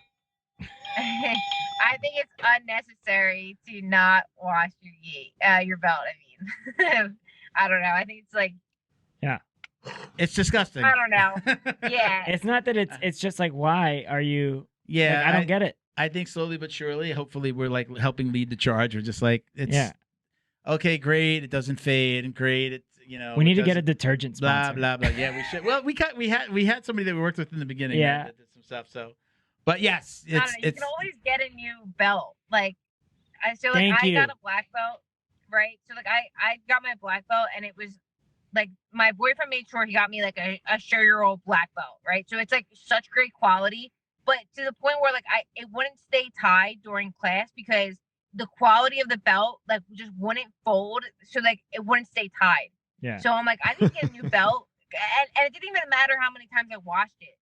So I'm like, I need to get a new belt that will actually stay tied. Like that's more of like a cottony belt. So you can just always get a new belt if you're concerned about the fade of it. And plus, I think it looks cooler when it's faded anyway. Yeah. Listen, I'm a belt washer. Right now I wash it like once a month. I don't wash it after every class. Yeah. I've been swayed slightly to not wash it so much, but I lay it out to dry. We have me and my wife. We both put our she does like a little bit of kickboxing. We put our equipment in like the same closet, which fucking stinks. But it's like by the garage. It's like a closet that nobody uses for anything else.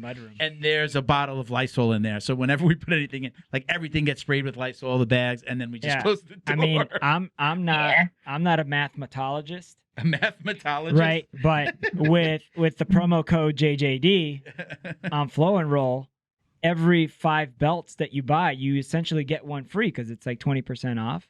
Right. Yeah, okay. Yeah. So I didn't know where you were going with that. I'm like, be careful. saying, I don't know what specials that you're running. I'm not running any specials. This is just Sean is gonna kill me. Simple math. You know? Amanda, listen, we're gonna let you go. Don't hang up because we're gonna talk to you just when we go off camera. But thank you so much for coming on. Thank Do you. you have any sponsors or anybody you want to shout out? Do you got anything that you want to say before we let you go? Yeah. Skilled Violence. They're freaking awesome. Oh, I've seen you with their rash guards, right? Yeah, and honestly, the rash guards are literally my favorite. And not even just saying that because they did sponsor me, but I really love their rash guards. Super comfy, and it's the name of their company is just cool. It's cool. Like you can't tell me Skilled Violence isn't the coolest name for a apparel company. It's pretty good. You gotta like show up at like Starbucks in just your rash guard and like go order a coffee, and it's just like the t-shirts. Instead of your name, they're gonna put like Skilled Violence. Skilled Violence. Your coffee's ready. Like, what are you it's doing? over here. Thank you. Yeah. All right. Like I said, don't go anywhere. But thank you so much for coming on. We really appreciate you. We'll let you know when we put that. This is gonna come out like the Monday after next. We're a little bit behind because we had just kind of a few delays, but so we're like recording like a week ahead of time. But we'll tag you and we'll let you know that we put it out. And again, we really appreciate you coming on. Thank you so much. Thank you for having me. All right. Okay. All right. She's pretty awesome, huh? Dude. I really can't wait to see her fight. I can't wait to see her progress. Yeah. I think especially, I'm not going to use the word pressure, but I will say that there are a lot of people watching her now. Yeah. Because of the Gabi fight, because of her taking down Gabi Garcia. Okay, yeah, but I think that now you understand where she is mentally in the game. Yeah. With that upbringing, with that wonderful father. Good job, sir. And Mr. Levy, probably. Yeah, I would assume, yeah. And just that you could just see it in her eyes, like she's dialed in, man. I mean, she's 25. Her father putting her into competitions and then putting up her against bigger, older people at that age. Yeah, she was made for that fight. She was made to fight Gabi. Like that was supposed to happen. Well, you heard her. She said, I lost that first fight, and then I won that second fight, and realized that was it. Wow, this is so what it feels like. This is why people do this. It takes two to tango, right? Like, yeah, she had a supporting father. Yeah, but she was also receptive of the support or support. And we were talking about it now, looking back, but you can imagine, like, having a kid at that age with that kind of pressure. Fired up. Like, you can go one or two ways. You could really start to rebel. Yeah. Or you feed, you feed off of it. You feed off of that pressure. Yeah. So I think mentally. What's up? Were raised to conquer. Great I feel that what's the Batman one? You were raised and you merely found the darkness. Yeah, I was raised by that's Bane. Yeah. I'm sort of from Batman, right? You calling her Bane? I don't know the whole thing. She Bane? No. She's Bane in that analogy. You know who I am? Have you seen the meme where it's the dude in the pink singlet that's like got his arms out? I was telling my wife the other day about she didn't realize it. I was just like, yeah, anytime she's always complaining that I'm always in the black versions of our t-shirts and the sponsor stuff. Yeah, and I'm like, I get other colors for the guys. I said, I usually I'll do pink for you because you have the flamingo shorts. So I always think pink and that's for you. I'm flamboyant in that way. Yeah. Yeah. I like dressing like that. I love black because it makes the fat guys look a little You're slimmer. not fat, bro. Yeah. Sturdy. Anyway. All right, little housekeeping here. Sturdy, right? Sturdy. I could see him on a date with a girl being like, well, you're real sturdy. You won't see me on a date with a girl. I'm married. Back in the day. I used to say that to girls. Yeah. You look sturdy? Yeah. How'd that work out for you? Wow. No, because it's not thick. It's not thick. It's not fat. It is an incredible insult to call a woman sturdy, just so you know. I thought it was like you're athletic, you're strong, you're good. Yeah, those are all great words. Not sturdy. Yeah, not sturdy, bro. To me, sturdy. She's not a building. Don't say sturdy. Sturdy's a compliment. All right, a little housekeeping. Shout out to our Patreon podcast patrons. They include Carlson Gracie Winterhaven in Winterhaven, Florida, cgwinterhaven.com, and at Carlson Gracie _Winterhaven on Instagram. We've also got Carlson, Gracie, Broward County down here in North Lauderdale. Carlson, Gracie, BrowardCounty.com, at Carlson, Gracie, Broward County. Shout out to John Way Martial Arts in Plantation, Florida. JohnWayMartialArts.com and at John Way Martial Arts. Our individual Patreon podcast patrons also include Jebediah Berra, Robert Walker, Frank House, BOA Athletics, Boa Athletics. Check them out on Instagram. Boa. At Boa_athletics. Jason Smiley, CJ Carroll, Mission 22, Chuck Reddoor, and Roberto Santiago. If you'd like to support the show, visit patreon.com/Jiu-Jitsu Dummies. Join and you're automatically entered every single month into our monthly giveaway to win at least $100 in Jiu-Jitsu swag. Listeners who submit questions are also included in that raffle each month. So Double if we dipping. use your, do it. If we use your question on the show, you're entered into those drawings. And just a little side note, we did change how we do it. If you send a question, you got to listen to the show and say, hey, I heard my question used. That's why I give you the handle. You got to go check it out. I'm not going to chase people around. Yeah. And, there are people that just like submit for free giveaways around that have nothing to do necessarily with jiu-jitsu. So I kind of caught on to that a little bit. Right. But what, they if just you want listen to free the swag? show, we'll send it to you. And I'll tell you what, I almost always send you more than you want anyway. Yeah. You're always going to get like a sticker, or I might send a mug. We're always going to send something extra. So make sure you listen to the show. It's like airport rules, right? See something, say something. Say something. There you I go. gotcha. See All right, that sounds something, good. Get All right. something. Get something. Ooh, see something, get something. I like that. All right, so Yeah. All of us here at the Jiu-Jitsu Dummies would like to thank the entire crew over at Flow and Roll for their tremendous support. They are renowned for their incredible t-shirt designs, and they have something for everyone. Flow and Roll quickly rose up to become the premier custom apparel provider for academies big or small throughout the United States. So shoot them an email about your custom order, flowandroll@gmail.com, and they'll be more than happy to get you hooked up. Check them out on Instagram at flow_n_roll for samples of their gi and no-gi kits, and they conveniently offer flexible payment options too. Head over to flowandroll.com for more details. And while you're there, pick up a Jiu-Jitsu Dummies signature tee, now exclusively at flowandroll.com. And remember, you'll get 20% off your online purchase of t-shirts, rash guards, or gis with code JJD. Special thanks to George Hernandez, Claims Adjuster. Have you experienced damage to your residential or commercial property in the state of Florida from flood or fire, storms, theft and vandalism, even sinkholes, just to name a few? Don't get stressed out dealing with your insurance provider. Call George Hernandez today and let the professionals get you the most compensation possible. Visit hernandezclaims.com or call 305-712-6751 to get help now. And stay in touch with them on Instagram at Hernandez Claims. Hey y'all, is it called an ampersand? the and symbol. The and is? What's the at symbol called? The at symbol. It's just called the at symbol. I don't know. Okay, I'll look that up for you. We'll get back to you on that on the next episode. But everybody, at Jiu-Jitsu Dummies for all the You ways need to all watch. that for that to What? read the at symbol. Take Yeah. the long way home. Yeah, I get. Anyways, just go ahead and visit at Jiu-Jitsu Dummies for all your ways to watch, listen, support, donate to our scholarship. We award a 1-year scholarship to veterans, first responders. Honestly, anybody who's a good person who's embodying jiu-jitsu, that's who we want to focus on. The at symbol Yeah, what is it? is officially called commercial at. Commercial at. I don't know what that means. Commercial at. Oh, wow. Commercial at? Bo, you've been around for a while. You heard that? With, Boy, you've been around. yeah, that's a whole nother podcast. There's gaps in my great knowledge. Yeah. Yes. Somebody's getting a spanking today. Just for Hey, that. shout out to the tribal guy. We both love our paddles. You got my. You've been wanting to do that. No paddle wars. Show everybody your paddle again, real Love quick. it. Yeah. Let's It's see so your awesome. paddle, baby. Right?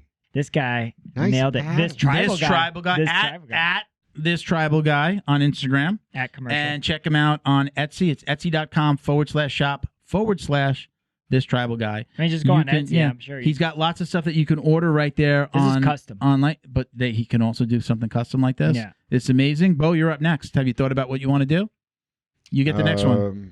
I don't know if it's wise for anyone to try to interpret my life. Yeah. I might, if you don't take it, if he does another one, I might do something for myself personally so that I can hang it in the home gym. I love this one. I asked for one that, something to do with the podcast. Yeah. Right. Do one But for you can't take it out of here. Yeah. That's definitely part of here. Yeah. I told Bo I'd like to. I mean, it's good here. It looks good here, but I'd really love to like kind of put it on the wall or something, like have it hanging. Yeah. In the next studio. The next we were studio? talking about. Are the we next moving studio. on up already? Within the next 6 months, definitely before the end of the year. Within the next way. 6 months, there'll be the next iteration of this, and it's going to include. Is this area podcast to doing shoot. good, dude? It's doing all right. Yes. But remember, But in 6 months, it'll do well enough. I do have Hopefully. another business. You got a roadmap? I've had a job and another business that Dude, helps. I love that you love support doing this. this. Thank you. I fucking love it. I love it. I love meeting people. I love giving shit away. I love being involved with the scholarships. I love being involved with the nonprofits. Yeah. Warriors Next, We Defy, Troop Welfare. Oh, we're gonna let's drop in the Troop Welfare interview into this Welfare. episode, Bo. I was just talking to Chris too. Yeah. Let's introduce everybody to Troop Welfare right here. Hey, Chris, how you doing, man? Thank you for joining us. Hey, thanks for having me on. I really appreciate this opportunity. No worries. I know I had COVID. Then I think you got COVID. I had COVID. And then Miguel got COVID. And Bo says he got the flu. Yeah. So my nephew says if you don't get tested for COVID, you could never have COVID. That's 100%. So just That's pretty factual right there. Yeah. don't get tested. That's fact. So I'm glad we finally got to catch up. For the listeners who follow us and listen to every episode, we've been talking about you, I think, throughout pretty much the month of December and parts of January. Yep. Why don't you go ahead and tell everybody what the Troop Welfare Foundation does? All right. So Troop Welfare Foundation, we're still a pretty relatively new nonprofit.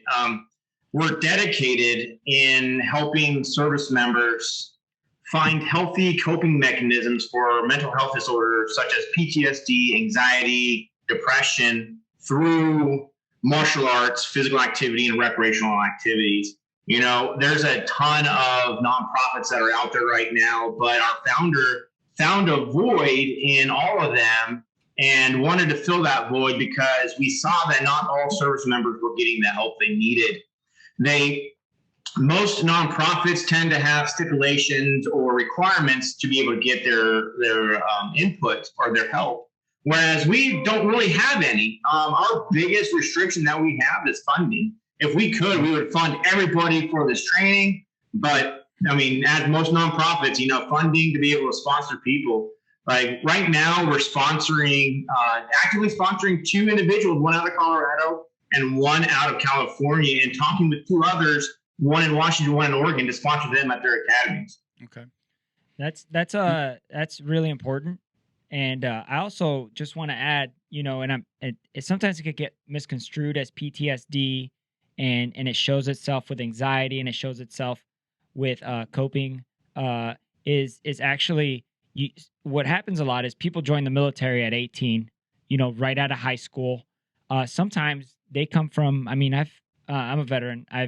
I've had soldiers that I've been in charge of that are from a town where they've never seen a 4-lane road. They've never had a cell phone. Yeah. It's not saying that it's a bad way, but I'm just saying overwhelming. It's not only that, but I'm saying like then they're in the military for 3-4 years. Sometimes they re-up, they do 8. Sometimes they have a full career, like Chris. You know what I'm saying? Yeah. About to retire.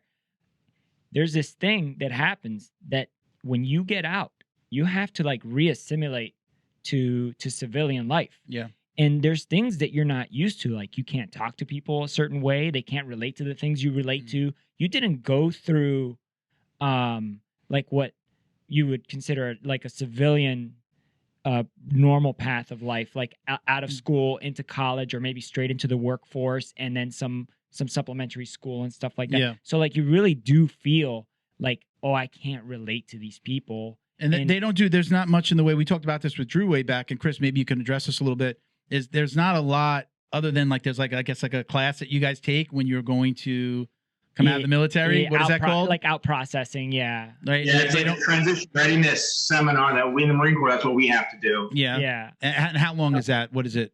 Like one day, a few hours? No, it's the Marine Corps has it, and I want to say other ones have it, but it's basically a week long that you go, you sit down, you get shotgun blasted with a bunch of different information from different people, and then they send you on your way. You got to do some online training, and then pretty much that's about it. Yeah, but no, I actually agree. I mean, when service members get out, regardless of how long they serve, you're in a different culture. Now you're going back to civilian world.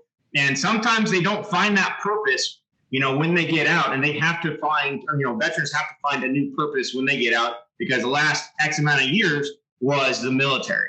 Yep. Yeah.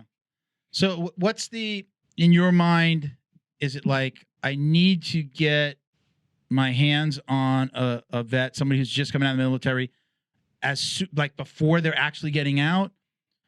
But what seems to happen is we're getting them once they started having problems. Well, like the damage is like done, the PTSD is set in, and they're having drug and alcohol issues, and they're fighting with their wife. How much better would it be if we were getting them kind of like right as they're coming out? Like almost even like, I know a lot of guys train, in the military, but can we get them like as they're coming out, so like they've got this new brotherhood as soon as they get out, versus, hey, we're getting them once they start to have issues, and then we're presenting them with the solution that is jiu-jitsu. I think the word needs to be put out, and then as a problem would occur, then the sourcing or the implementation of the solution needs to be. But like if on that out processing thing, maybe if it could get thrown around to all the bases, it's like, hey, these things are available to you as a person. Is that not happening now, Chris? Right? Is that happening? Is there something like that? So it's one of those things that there's information out there, and I always tell my Marines this all the time, is you don't know what you don't know until you know it. And there's a lot of programs that are out there that I'm finding even now after serving 19 and a half years. I was like, I did not know about this. I did not know about that.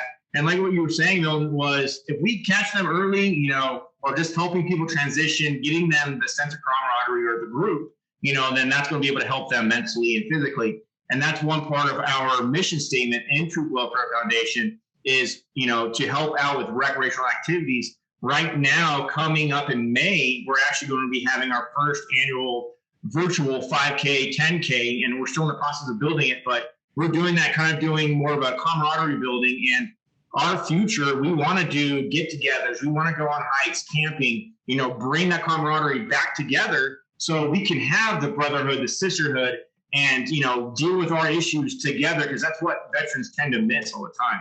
And I know from looking at your Instagram, it doesn't just say jiu-jitsu, it says martial arts. Are you a martial artist yourself? No, I normally do train jiu-jitsu. Okay. I just haven't due to some injuries, but I'm going to be getting back on the mat because it is phenomenal. Our founder, Rudy Galima, he's a black belt out of California, and he has his own academy called Lokahi Jiu-Jitsu in Temecula. And he's the one who got me in jiu-jitsu years ago when we worked together. And it's phenomenal. Like, I loved it. Like, just getting to the mat is the hardest part, but once you're there, it's a lot of fun. Yep. And that helped me out a lot mentally. And I mean, the board of directors tend to have a lot of jiu-jitsu experience, but one of our newest member on the board, one of our new secretary, he's a civilian and has zero affiliation with the military. He's one of my best friends from high school, but he also has competed and done triathletes, marathons, and Ragnars. So he's going to bring that outside aspect into Troop Welfare Foundation to help push us forward in the direction we want to go. Okay. Right. Yeah, those are tough. Triathlons are tough. I took on a bet in my old job, and I did a half Ironman. You were already training with us, were you training with us already? I remember you getting in shape for something. You were running a lot. Yeah, I was doing ultra marathons, so that's anything longer than a marathon. And but hey, man, you know what? That stuff helped me. Like I didn't know about any of these programs when I got out. I was just like, okay, I guess I just use my GI Bill and I go to school. Yeah. But like I had like several jobs while I was in college. Yeah. And they all sucked. And it wasn't like I'm used to a sucky job. Like sucky jobs are sucky jobs, like whatever. But like the best part about jobs, and I mean very relatable to the military, is like being in the military kind of sucks until you learn how to play the game. And even after I got out, like I don't really miss the military, but I miss the people. Yeah. You Exactly. know, I really do miss the people. And the closest that I've gotten to it has been, you know, training with you and like the interactions that we've had in the gym. And then when I do these runs, you know, like these ultra marathons or whatever, like that community, the ultra marathon community is so much nicer than the triathlon community, dude. Triathletes are probably the most aggro people I've ever met my whole entire life, dude. I've had my head shoved underwater by like a 50-year-old lady just trying to swim ahead of me. They'll kick you. They'll do whatever they'll grab your foot like to swim ahead, dude. They'll draft behind you on the bike, you know? It's serious out there. So Chris, how can we, not just us here at the podcast, but how can the community help? I know specifically you guys recently posted about recruiting ambassadors. Tell us a little bit about the help that you need, financial help, people, you know, let's put the word out. Yeah, let's get it out. Yep. So we're always actively looking for, you know, team members. I got a lot of messages after we pushed out the initial message beginning of January of recruiting. People are asking, what qualifications? What can I do? I mean, honestly, the qualification we're looking for is to be a good person that wants to help service members. That's it. You know, we all have different experiences that can bring collectively to the table something phenomenal. Right now, we are looking for a director of development, event planners, social media manager, because it does take a little bit of time for social media interactions, and then fundraisers. You can donate on our website at truewelfarefoundation.org. Visit us on Facebook and Instagram. We do have those. I manage a lot of the emails and a lot of the Instagram. So if you want to reach out. I'll definitely love to have a conversation. We're very friendly and very open. I mean, all the people are on board. Yeah, we do have a lot of Marines. I mean, majority, we started off with all Marine board directors, but this is for all service members. This isn't just for retired, active duty, or, you know, reservists, Army, Navy, Air Force, or in Coast Guard. This is across the board. A service member, whether they're active duty, retired, transitioning, or whatnot, we want to be able to help them out transition, find that new sense of brotherhood, sisterhood, or that sense of community, and prosper in the going forward in life. So it's not just for guys that eat crayons, right? It's for everybody. Yeah, it's for everybody. Am I allowed to make that joke as a civilian? No, I'm not. Totally not allowed to make that joke. You're not. Just so everybody knows we joked about that before we came on. I do not have permission to say that. I was gonna crack a joke about letting Coast Guard in. Bo can't say us anymore. Then if I can't say that a Marine eats crayons, then Bo can't say us. Hold on, Bo. Have you taken one jiu-jitsu class? Not one. Oh yeah, you can't say. He has not been choked yet at all. No, but I do know what a Kimura is. There you go. I think once you get your first stripe on your white belt, you're allowed to take an MMA. You're allowed to say, take an MMA fight. You know, whatever. You know, with the shaka, right? You know, once you get strike. Yeah. No, you can't do that either, Bo. You can't. You're not allowed to do either one of those. You have to take at least one class. I'm a long-haired beach guy. I can do that. Oh, true. Yeah, he's got the beach bum thing going for sure. I've always been. So, Chris, we're gonna put your information, the information for True Welfare. We've done it in a lot of the episodes already. Yeah. We're gonna put your information into the bio and the description of not only the podcast, the sound, that you can download from like Apple, iTunes, and Google Play, but we're also gonna put it in the description on YouTube. Okay, and then we'll make sure that we keep you in the. I think we still have you there in the link tree on Jiu Jitsu Dummies. So at Jiu Jitsu Dummies on Instagram, click on that link, and Troop Welfare is pretty much there at the top. And if you want to donate and support, and just let us know what else we can do. If there's anything else that you want to do with the podcast, I know this. It may sound strange, but giveaways are always good. Like if you guys want to give away some T-shirts and we do a little giveaway or something, just drum up some excitement about what you guys are doing. And sometimes it does take, got to throw a little something out there, and then people start following and start getting involved with the message and are more apt to help. Once we do absolutely. that. And that's what we're trying to do is we're trying to find a good vendor for the additional swag that we're doing and getting it up on the website. I got a guy for you. I got a Flow and Roll. He's actually Sean from Flow and Roll. I'll put you together with him. Amazing. He's an amazing. And look, besides just being amazing, he does he's our custom gear sponsor on.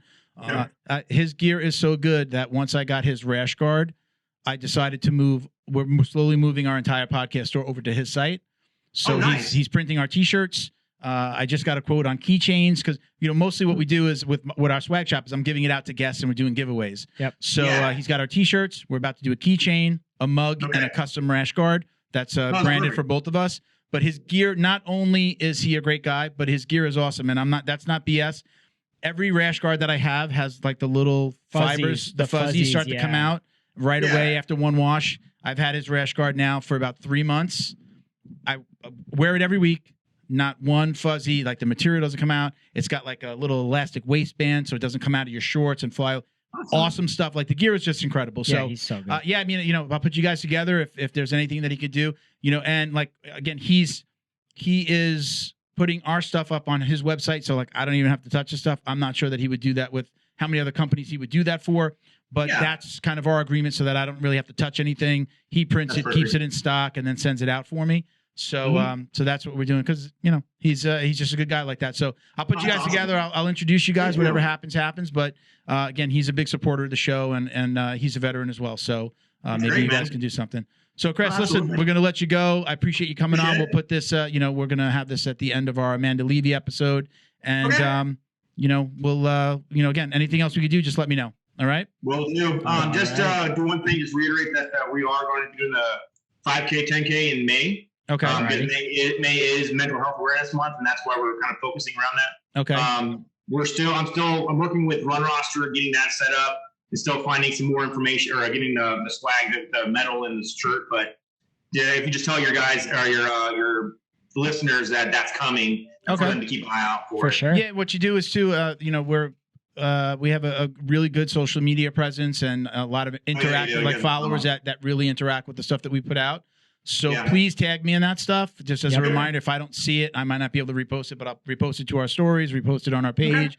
We'll throw our support behind whatever you got going on. Okay. Same. Now don't hang up, but we're going to say goodbye. And again, let us know if we could do anything else. All right, man. All right. Perfect. Thank you. All right. Appreciate you. Hoorah. Yeah, everyone.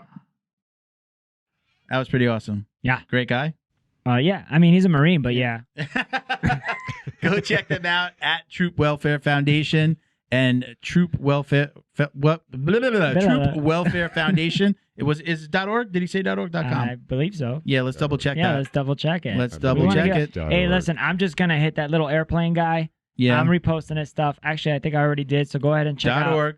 TroopWelfareFoundation.org. You can get on there. I know that they have some swag available. Yeah, you sure and do. you can actually donate on the website as well. So let's give them some support. We again, they got a virtual 5K, 10K coming up in May. And they're looking for ambassadors. They are. I just reposted that actually. Okay, very during cool. the little break. Thank you, dude. I didn't do it for you. I did it for the troops. Was that while I was posting our just so everybody, if you jump over to TikTok at Jiu Jitsu Dummies Podcast, you can see our new TikTok. But in our Brazil, new mat enforcer instructional, where we're trying to get off the ground. Hold on. It's obscene. One second. In Brazil, do you think there's a whole country of people saying chick chock? Since they can't pronounce the T's? Thank you for the burp, Bo. I appreciate that. You're welcome. It was fresh. And I don't know what. The belch, blue belch. Eh? That's what I did. Right? Chick chock. Yeah, but I think the T's like in the middle of a word. No. What about when Felipe says teenagers? He doesn't say teenagers. He says teenagers. Does he? Yeah. I don't think so. Yeah, he does. I'm gonna ask him. I'm just gonna see him next time. Say teenagers. Where are teenagers from? The teenagers? They're from their parents? I don't know how to answer that. Right. No, man. Where are you going with this? Yeah. All I'm saying is, in our Brazilian community, we love you very much. Obrigado. Very much. Everything's Very much. Well, much ends in CH, but check out our chick chock. That's what I'm saying. You had to. Thank you, everybody. Appreciate you guys sticking around. Peace, love. Peace, love, jiu-jitsu, baby. I wore the shirt the other day. Got a compliment at Publix. Yeah? Yeah, I did. Yeah. Oh, Sweet.